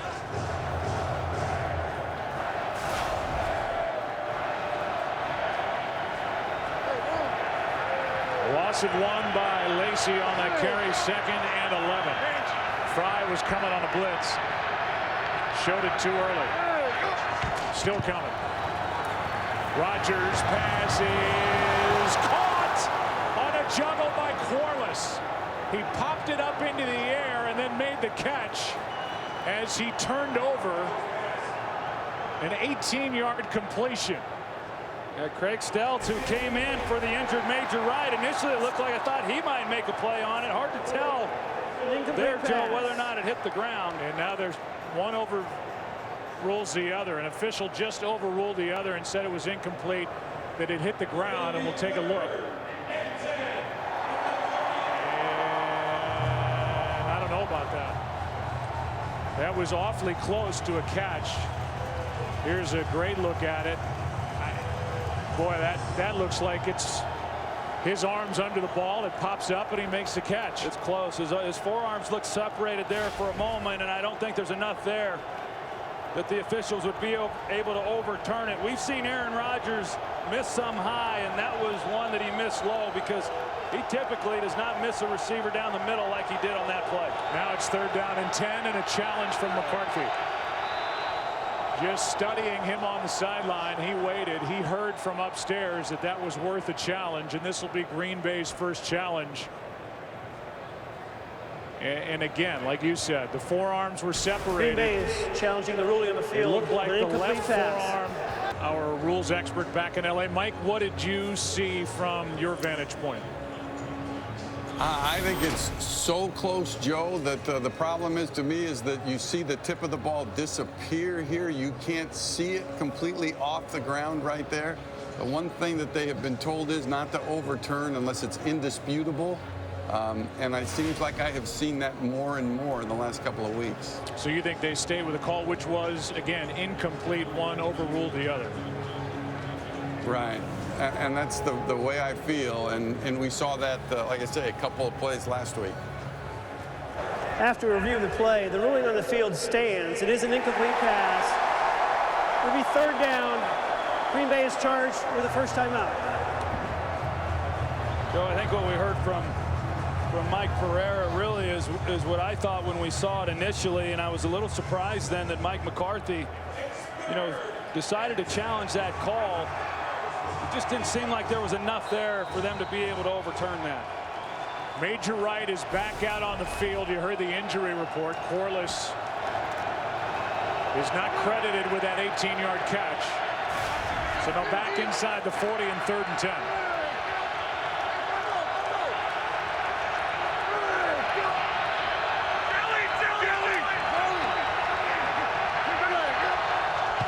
Blitz coming. Rodgers will throw incomplete for Jordy Nelson. Rodgers looking for a flag, won't get it. It's 4th down. Wright and Anderson with the coverage. James Anderson, he initially gets in the gap as though he's going to come, and then he backs out underneath. He's the one who takes this throw away by getting under Jordy Nelson. James Anderson has had a nice game. He leads the Bears in tackles, and then he makes a nice play in coverage. Mastay hits a short punt. They're just trying to keep it away from Devin Hester, and it's going to check up at about the 32, 30-yard punt. What's at stake today? Really nothing. As you look at the scores going on in the NFC, there's nothing surprising. Seattle on their way to clinching home field advantage. San Francisco looks good again. Troy, they're really going to roll into the playoffs. A hot club. The 49ers, a team that won the NFC last year and lost in the Super Bowl. The Cardinals made a heck of a push, but they needed help, and they're losing at home to San Francisco, and New Orleans doing their part at home against Tampa Bay. The Carolina Panthers, they secured the number 2 seed. Pass is caught by Marshall. Hyde is out there to force him out. Good for 9. I'm not real sure, Joe. I'd like to face either one of these wild card teams that are going to get in. 49ers, as you said, if they win today, 6 in a row. Look at Carolina. They've won 11 of their last 12. Started the season 1-3. Everybody was calling for Ron Rivera's job, but they don't win pretty all the time. They didn't last week, and it wasn't that pretty today, but they get wins. We saw that Luke Kuechly last week. He's something special. He is incredible. Here's a first down picked up by Forte. Never be without football. Get coverage of every NFL game on NFL Mobile. Call ** NFL to download it now. Forte, 16 carries, 79 yards, averaging just under 5 yards per rush. 180.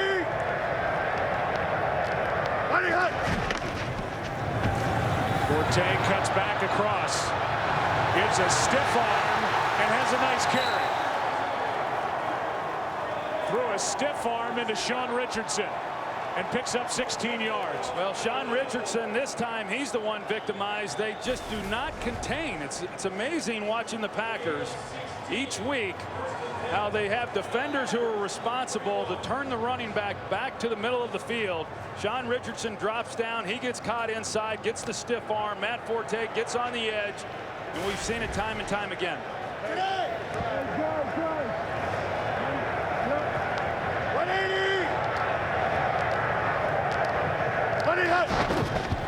On first down, 4 men on the rush.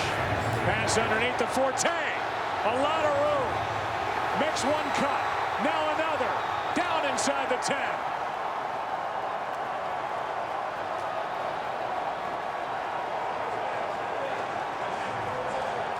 This looked like a bust in coverage by Nick Perry. You're going to see him moving across here. It looks like he's playing man coverage. Everyone else is playing zone, and then they drop it underneath to Forte. Nick Perry comes up. He can't make a tackle.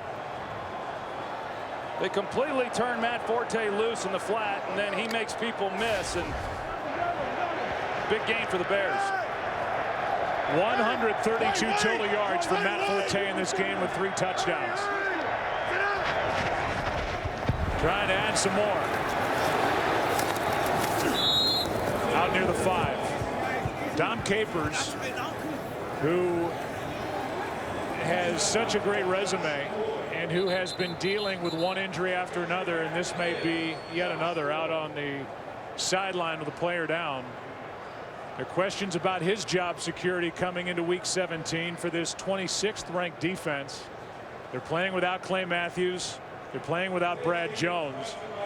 And the absence of those 2 veteran linebackers really showing up in this big game here as Josh Boyd, the rookie nose tackle, is down and getting looked at on the sideline. Before a 2nd and goal with the ball at the 5. Yeah, Josh Boyd, one of those rookies who's had to play a lot this year because of the injuries that you spoke of, and a big body in the middle. They've had problems already in run defense, and this would be another big blow to this defensive front if he's unable to continue. They lost Johnny Jolly. There's Matt Forte. Matt Forte, 27-year-old running back in his 6th year out of Tulane, a 2nd-round pick back in 08. He started the day number 3 in the NFL in yards from the line of scrimmage with over 1,700. And he is right there at a 2,000-yard season for the Chicago Bears. Hey, he's good when you do play sound defense. You know, he's impossible to stop when you don't even cover him.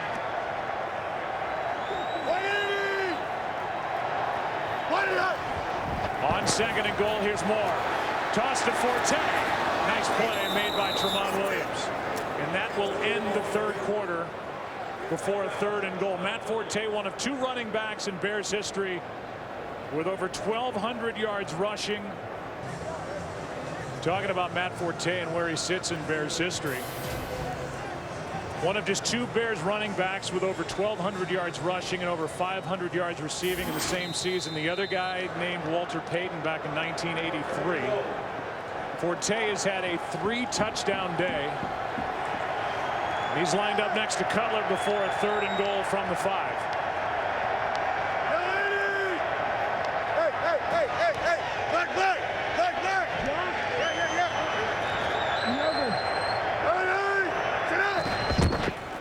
Blitz. Pass is caught for the touchdown. Brandon Marshall. What a throw. What a catch. Are you kidding me? I thought Cutler was just throwing that ball away, and maybe he was, or just giving Marshall an opportunity. It looked like good coverage. Marshall turns, and this was something else. Tremont Williams is underneath this throw, and actually, you know what, Joe? That looked like it was a design play, maybe, that Cutler sees that he's in coverage and just lobs it to the corner, giving Marshall a chance, and he wheels on it, locates it, and makes a heck of a play. Wow. I mean, what this guy has done this year, and now with Alshon Jeffrey on the other side, you talk about weaponry in an offense. You can't defend that, can you? 8-point game. Yeah, no, it was not designed. It was really just 2 guys that have a history together going back to the days at Denver. Last year, this is really all they had, was this connection with Jay Cutler and Brandon Marshall, and Cutler just lays it up to the pylon to just say, hey, it's either Brandon Marshall or nobody. And what an adjustment to the football Brandon Marshall makes. They talk about the great center fielders in baseball that have the ability of taking their eye off the ball, spin, and then relocate the ball. And that's exactly what Marshall did. He spun around the body of the defender and then went back up in the back of the end zone, found the ball, made the catch, and got inbounds. Well, as many great catches as Jay Cutler has seen Brandon Marshall make, you saw that grin on his face. Even he thought this one was pretty good. That's a great job. That's not easy to do. You know, you take your eyes off the ball as he turns there and then relocate it once again in flight. That's very, very difficult. He makes it look routinely easy. Tremont Williams can't believe it either. I mean, what's Tremont Williams supposed to do? Jay Cutler, you know, this has been Matt Forte's day. But Jay Cutler, when he's had to make throws, like that big one, 67-yarder to Alshon Jeffrey on 3rd down, he's made some good throws. Here's Hyde. Knocked down near the 23. Remember, Jay Cutler came into this game in his career 1-7 while with Chicago against the Green Bay Packers. And behind that very good offensive line, even without Jordan Mills, Eben Britton taking over right tackle they've been so powerful on offense with a ground game, and Cutler's done his job when he's needed to. They had a heck of a supporting cast coming into this game. You see, he's just attempted 15 passes. He's completed them 10 times. He's done a nice job, as you said. He's made the throws when they've been there. He hasn't turned the ball over. As much as he tried to downplay coming into this game, this is a big game for him. A lot of pressure on his shoulders, and so far he's delivered. Also playing for a contract. Here's Lacey on the toss. Still a one-score game, and with an entire quarter to go. James Anderson on the tackle, a gain of 2. We've had 4 lead changes in this game. And now it's the Green Bay Packers trying to answer after that eye-popping touchdown from Cutler to Marshall for the last points put up in what's now an 8-point game. Hey, 50.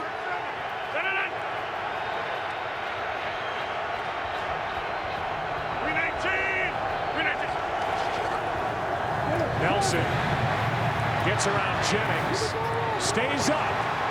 Jordy Nelson down the sideline, and a big catch and run. Jennings couldn't make the play.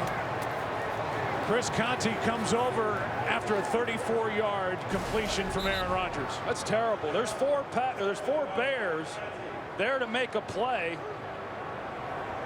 I think 3 of them miss them completely. You know, Jennings is there one-on-one, and then 3 guys come flying in and don't even make a play. Don't touch Jordy Nelson. And a big game for the Packers. How about a 148-yard day for Nelson?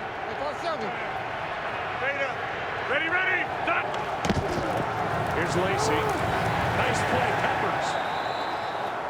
He closed down and made the stop. Joe, we talked about Peppers coming into this game and really needing to show up, and he has done just that. He's got 1 sack in this game. He makes a play there, but he's made a number of other plays that are not going to show up in the stat sheet. I think he's been outstanding in run defense. He's had himself a nice game. 2nd down and 9. Hey, 20. Hey, 50.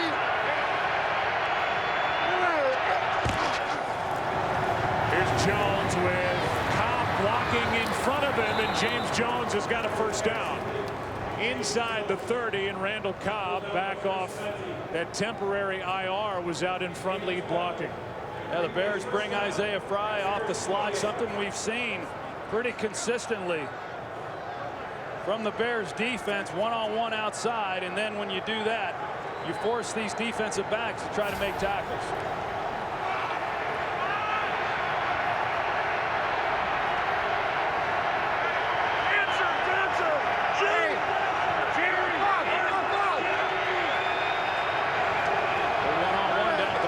Jordy Nelson. Pass is caught somehow by Corliss. Conte flashed in front, looked like he had a shot at an interception, and somehow it got through to Corliss for a 23-yard completion. It looked like it had to go through the body of Chris Conte because he was in a position to make a play. I don't know how that ball got in there. It looked like it went right through the arms of Chris Conte. Here's Lacey.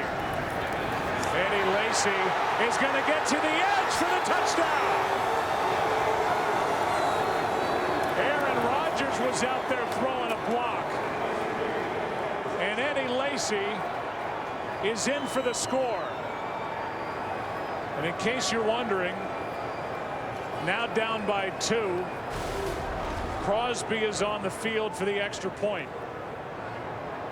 Well, everybody collapses. You know, they got Eddie Lacey bottled up, but nobody stays home and contains. And we've seen that a lot from the Packers defense. This time, the Bears do the same thing, and the Packers deciding to settle for 1.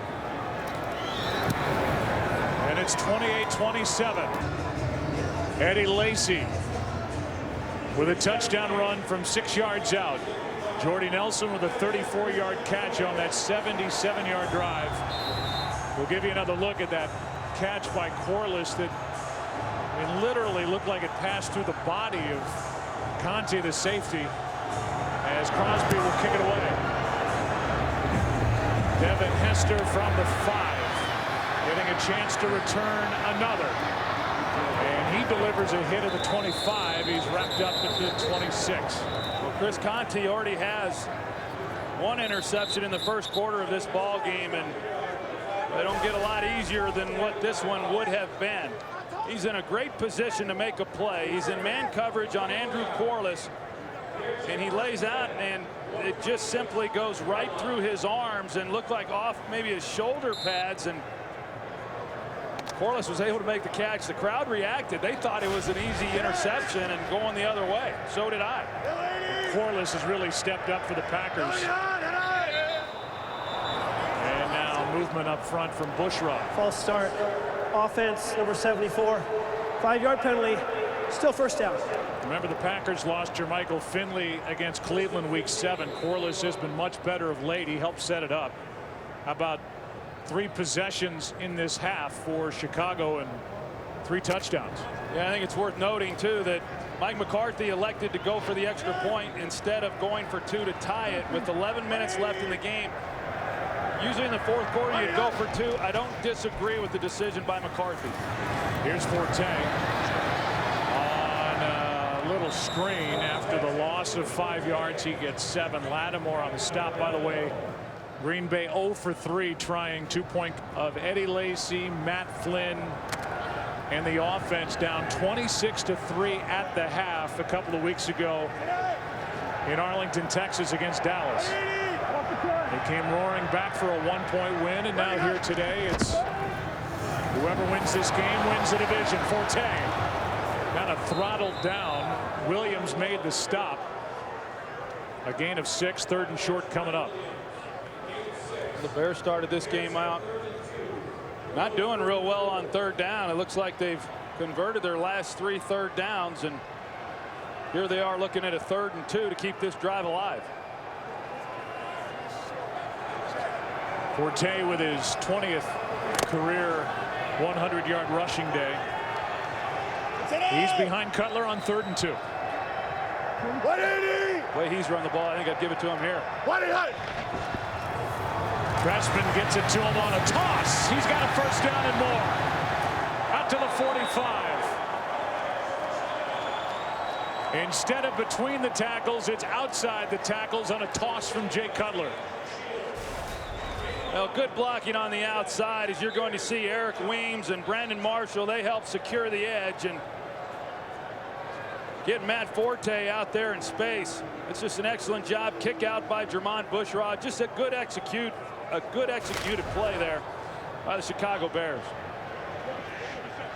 Yeah, those big receivers for Chicago, Jeffrey and Marshall, not only good at catching it, they can block. And little Eric Weems threw a big block on that conversion. Marshall with a catch. Williams can't bring him down immediately. A gain of 7.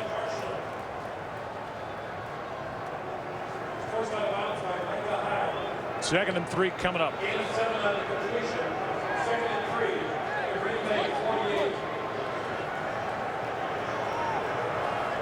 We welcome in a new audience joining us on this 25-degree night in Chicago. It's been a fantastic game. Green Bay Packers, the Chicago Bears meeting for the first time the final weekend. A situation where the winner makes it into the playoffs. That's what's on the line. Cutler, pass complete. That's Wilson. And Marquise Wilson, a rookie out of Washington State, a guy the Bears love, is good for 10. That's only his 2nd catch all year. Yeah, we visited with them on Friday. They were talking about Marquise Wilson getting his opportunity with Earl Bennett not playing in this game, and they liken him to Alshon Jeffrey. I mean, could you imagine if this guy winds up going on and being the type of player that they envision him to be? This offense is already dangerous enough. Penalty flag as Jeffrey can't make the connection on the catch. Flag early, and it's against Chicago.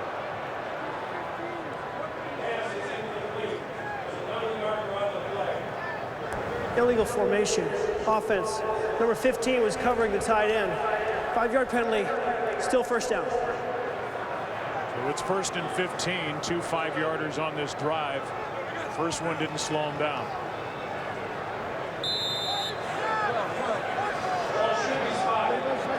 Forte has a touchdown. Brandon Marshall, if you're a part of the crowd that just joined us, had an incredible spinning touchdown reception moments ago. Last time the Bears had it. 8 minutes to go. 1st and 15. Cutler, Forte, good play, Hawk. First time we've said the name of A.J. Hawk today. He's the constant in the middle for Green Bay with all the injuries and flux around him. A lot of field there too for A.J. Hawk to defense, because you're so worried about the big playability by the big wide receivers on the outside that Cutler comes underneath to Forte, but A.J. Hawk played it very well. You see Josh Boyd is back in. He injured his hip earlier. He's back in the middle on 2nd and 12.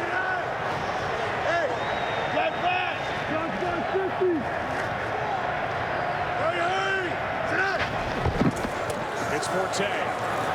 Nothing there initially.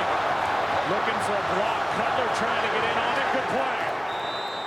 Tackle is made by Malumba. And a loss on the play of 5. And a big stop on that 2nd down play by the Green Bay defense. Well, huge stop by this defense, because they rally to the ball carrier and they're able to get him to the ground. Andy Malumba this time, he stays put. I'm sure they've had some talks with him and others over there on that Packers sideline about staying home and not giving up containment. This time he does just that. Now 3rd down and 17.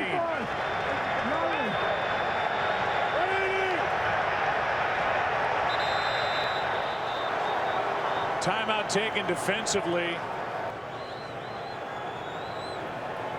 And here's why they had to call a timeout, as Lattimore had to get off the field.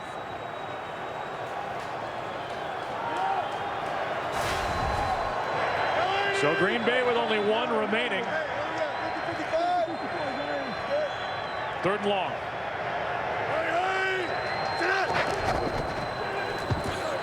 Cutler, Jeffrey, downfield, pass incomplete. Coverage by Shields. And a rare stop. Really the only stop defensively for Green Bay in this 2nd half. Yeah, and Alshon Jeffrey had an opportunity on this. You know, it hits him in the hands, and Sam Shields did not get his hand in there. It didn't appear. But Jay Cutler on 3rd and long just gives him an opportunity. Sam Shields doing all that he can.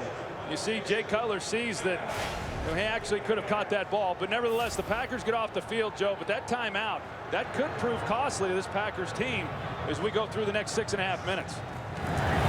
Hodlish kicks it. Hyde with a fair catch. Plenty to talk about with regard to Week 17 and heading toward Wild Card Weekend next weekend. Down by 1. Here's Lacy. Bad ankle and all. Eddie Lacy pushes to the 15. Gain of 2. Wooten on the stop. We've only seen Lacy come away limping 1 time, but he's had 3 straight weeks where he has tweaked that right ankle. He's such a physical runner that, you know, he delivers a lot of punishment, but he absorbs a lot of punishment as well. What a rookie year he's had on 2nd and 8. Lacy, as Rodgers finally comes down to him. Out across the 20. Fry on the stop. 3rd and short coming up.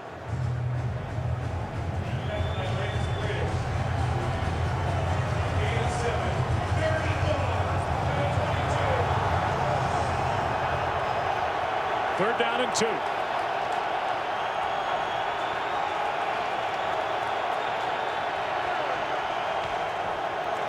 Lacy carries, fights, and looks like he's got it. The official came running in from the far side, and if you trust the line in the right foot of the head linesman, he was knocked down right at the marker. And this is going to be inches either way. Ratliff on the tackle. It looked like Lacy right here picked it up. Conte came in. He was in the arms of Ratliff, and then it depends on the spot. Yeah, I thought he got the first down as well, and what an excellent job by Eddie Lacy of keeping his legs going. And this guy is really something special. They are going to be inches short. There's a challenge out there for Mike McCarthy if he wants to go that way. You can see him talking to the headset, say challenge it, and he may throw it out there. He's trying to make that determination. He's getting some advice from upstairs on what he's going to do, whether he's going to challenge it or whether or not he's even maybe going to go for it on 4th down. But take another look at this play by Eddie Lacy and see exactly how far he was able to get, because I don't know if there's going to be enough there to overturn it if they challenge it. I agree with you. It looks like they're going to go for it. Remember too, if he challenges it and loses it, he loses his last time out. Play clock is at 3. They get it away, and it's Coon for the first down. First down, Green Bay. John Coon picked it up. You know, they were so late, Mike McCarthy was, in deciding whether or not to go for it there on 4th down or challenge the call. He's waiting to hear from somebody upstairs that they almost didn't get that play off in time. We're going to get a measurement, but clearly he's picked it up, which gives Green Bay a little extra time to make this what should be a first down call. I mean, that's clearly a first down by Coon. Well, they were fortunate to get it off, Joe, because not only were they rushed on the play clock, and then Aaron Rodgers has to get Ryan Taylor, the tight end, up on the line, which took a little time as well. First down, Green Bay, as they trail by 1, 4.5 left. Pretty big call there by Mike McCarthy, going for it on 4th down, backed up on his own end of the field. John Coon, he goes and gets it. But man, those are hard calls to make for these head coaches. On some level, it has to come down to the Green Bay defense as well if you're Mike McCarthy. Might as well keep the offense out there. Here's Jones. Cobb delivers a block, and Jones out to the 29. Gain of 6. Well, right now, with the difference in the game being 1 point, Joe, and it goes back to Mike McCarthy deciding with 11 minutes to play to kick the extra point as opposed to going for 2. A lot of coaches in the 4th quarter would have gone for 2 at that point. Here's a pass off the hands of James Jones. Now 3rd down and 4. So another big 3rd down. This was there. This was a well-thrown ball by Aaron Rodgers. He protects James Jones on the throw and gives him a chance. James Jones just unable to come up with it.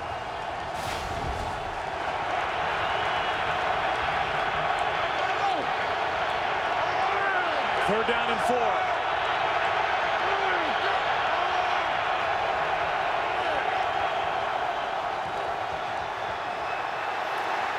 Rodgers is going to lunge for the first down.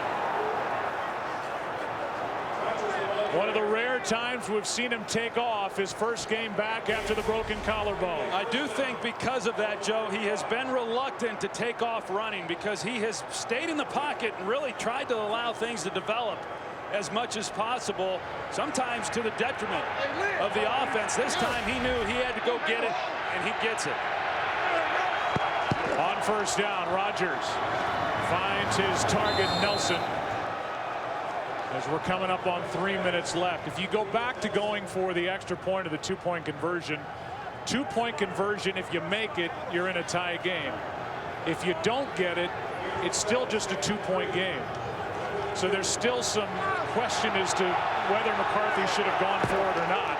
He elected to kick the extra point as Lacy is going to try and fight for the first down.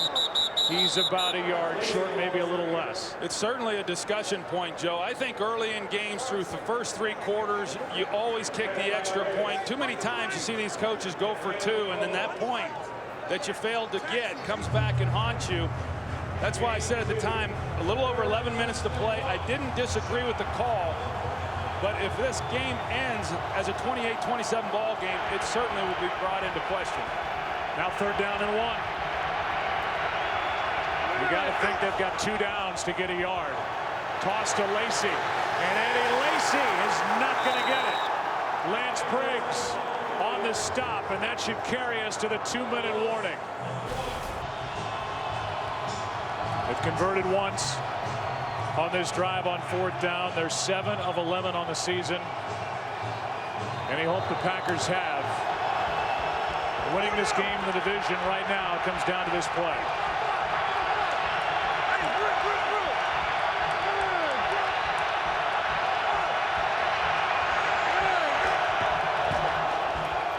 Pass is caught by Jordy Nelson. They put in the right hand of Aaron Rodgers, and he put it right into the lap of number 87. Well, hey, the game's on the line right here. You come to your guy leading the team in receptions this season, and that's not an easy play to make. Not an easy throw. Jordy Nelson, sure-handed, makes a key catch.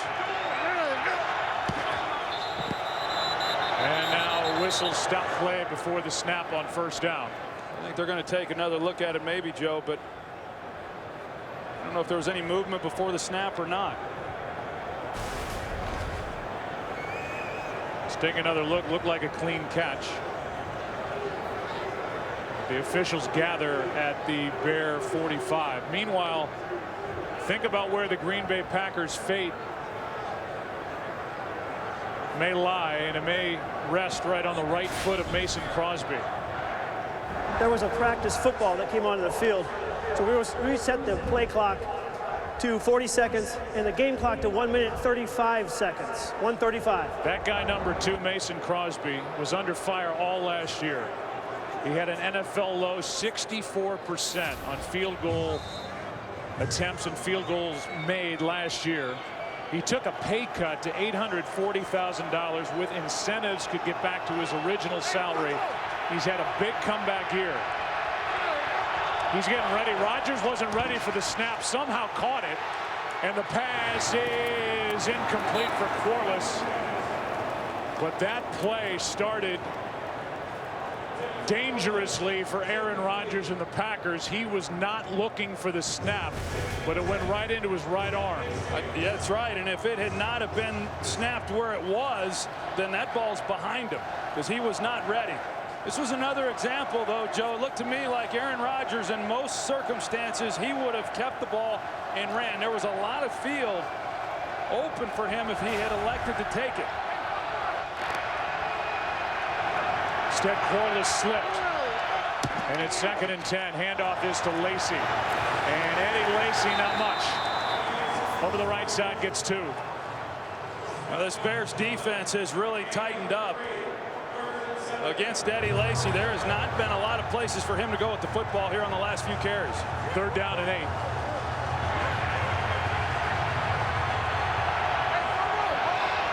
One timeout left for Green Bay. Rodgers, pass is incomplete behind Jordy Nelson. And now it's 4th down again. The Packers got away, or the Bears got away with one. They completely turned James Jones loose. The corner thinks he has help. He's man-to-man. James Jones wide open up that left sidelines. Aaron Rodgers just not working that way, and a ball that got behind Jordy Nelson, unable to make the catch. 15th play of the drive, with a game hanging on it on 4th and 8.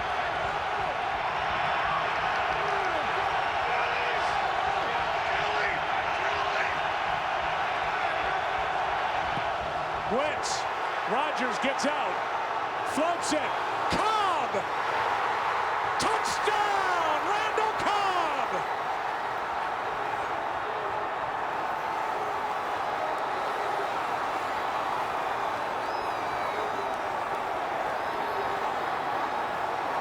His 2nd of the game. Joe, the defensive backs sit at the markers for the 1st down. They're not anticipating that the Packers are going to try to go down the field. Chris Conte, you see it, he's jumping. He settles right at the 1st down marker, and Randall Cobb goes right by him. Give Aaron Rodgers some credit. He has Julius Peppers right in his lap. He's able to make him miss, and then finds Randall Cobb down the field. Big play for the Packers. Huge on 4th down.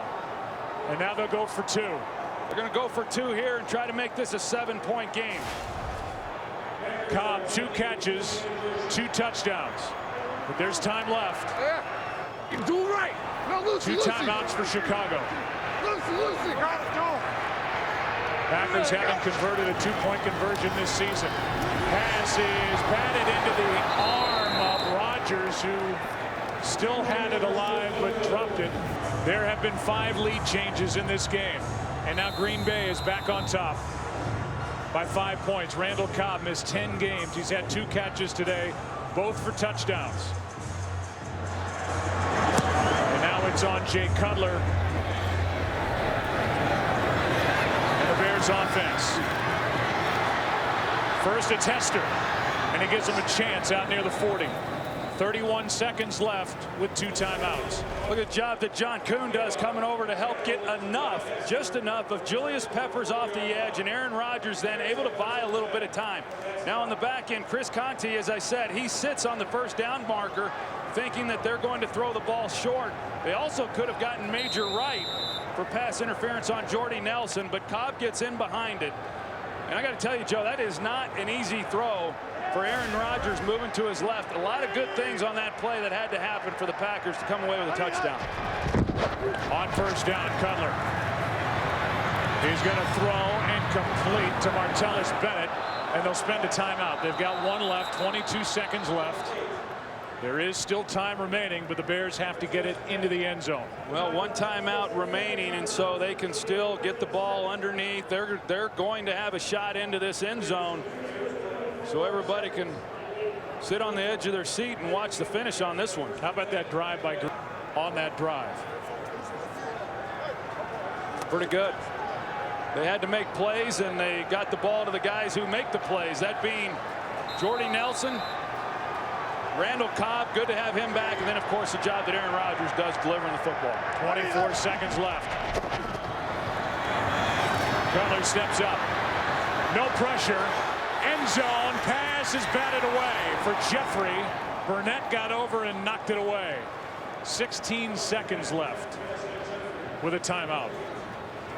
Not so sure I wouldn't come back with that play again. They've got time to run it a couple more times, you know, rather than come underneath and then just try to take maybe 1 more shot into the end zone. But these receivers are so dangerous because of their length and their ability to go up for the football. Both Alshon Jeffrey, Brandon Marshall, and then as we talked about a little bit earlier, Marquise Wilson, who's also 6'4". On second down, Cutler is going to come underneath, and Marshall dropped it. Had it in his chest, could not complete the catch. Now it's 3rd down, and 10 seconds remain for Chicago. You know, with this throw right here to Brandon Marshall, he runs the deep dig route and has a chance to make a play on that, and probably wasn't going to go much further even if he had made the play. But if they had got that kind of yardage, they would have been able to run a more designed play into the end zone. Division riding on this possession now for Chicago. Everybody back deep in the secondary for Green Bay as Cutler buys time. This could be it. Cutler is going to air it out for the end zone in the direction of Marshall. It's picked off by Shields. Green Bay wins the North.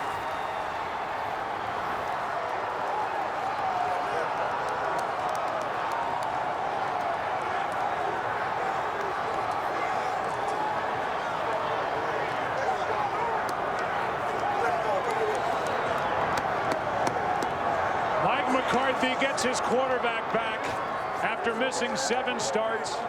He gets his slot man back and Randall Cobb after missing 10. Trestman and McCarthy come together in midfield. Cutler is now 1-8 in his career with Chicago against Green Bay, and Aaron Rodgers is 10-3 against Chicago while with the Packers. He's won an NFC Championship game here at Soldier Field, and now this Week 17 game to win the NFC North. It started off a little shaky for this man right here, number 12, Aaron Rodgers, but man, down the stretch when he had to make the plays, he made them. Aaron Rodgers is standing by with Pam Oliver. Pam. He's sort of standing by. All right, Aaron. Wow, wow, wow. So much for the rust How just comfortable did you feel, and how great do you feel right now? I lost my voice. This is an amazing feeling back here at Soldier again. What a game. I mean, so many plays, you know, bad interception early, you know, a poor throw in the second one. But I felt like I was in a rhythm. I felt like we were moving it pretty good. I just need to make some better throws. Had 2 bad throws on 2nd and 3rd down that last drive. 4th down, they brought the house, and John Kuhn had an incredible cut off the edge to give me enough time to get outside, and I saw Randall wide open. Drama, drama, drama coming into this and surrounding you, and people questioning your toughness. How did you do it? You know, we got a great group of guys. The focus, you know, through this whole period has probably been too much on me. It needs to get back on the team. Hopefully we can put this behind us, move forward together. Defense did a great job finishing that game off. Offensively, we left some points out there, but against our rivals, win or go home game, couldn't be prouder. It was terrific. Thank you so much. Let's go back upstairs to Joe.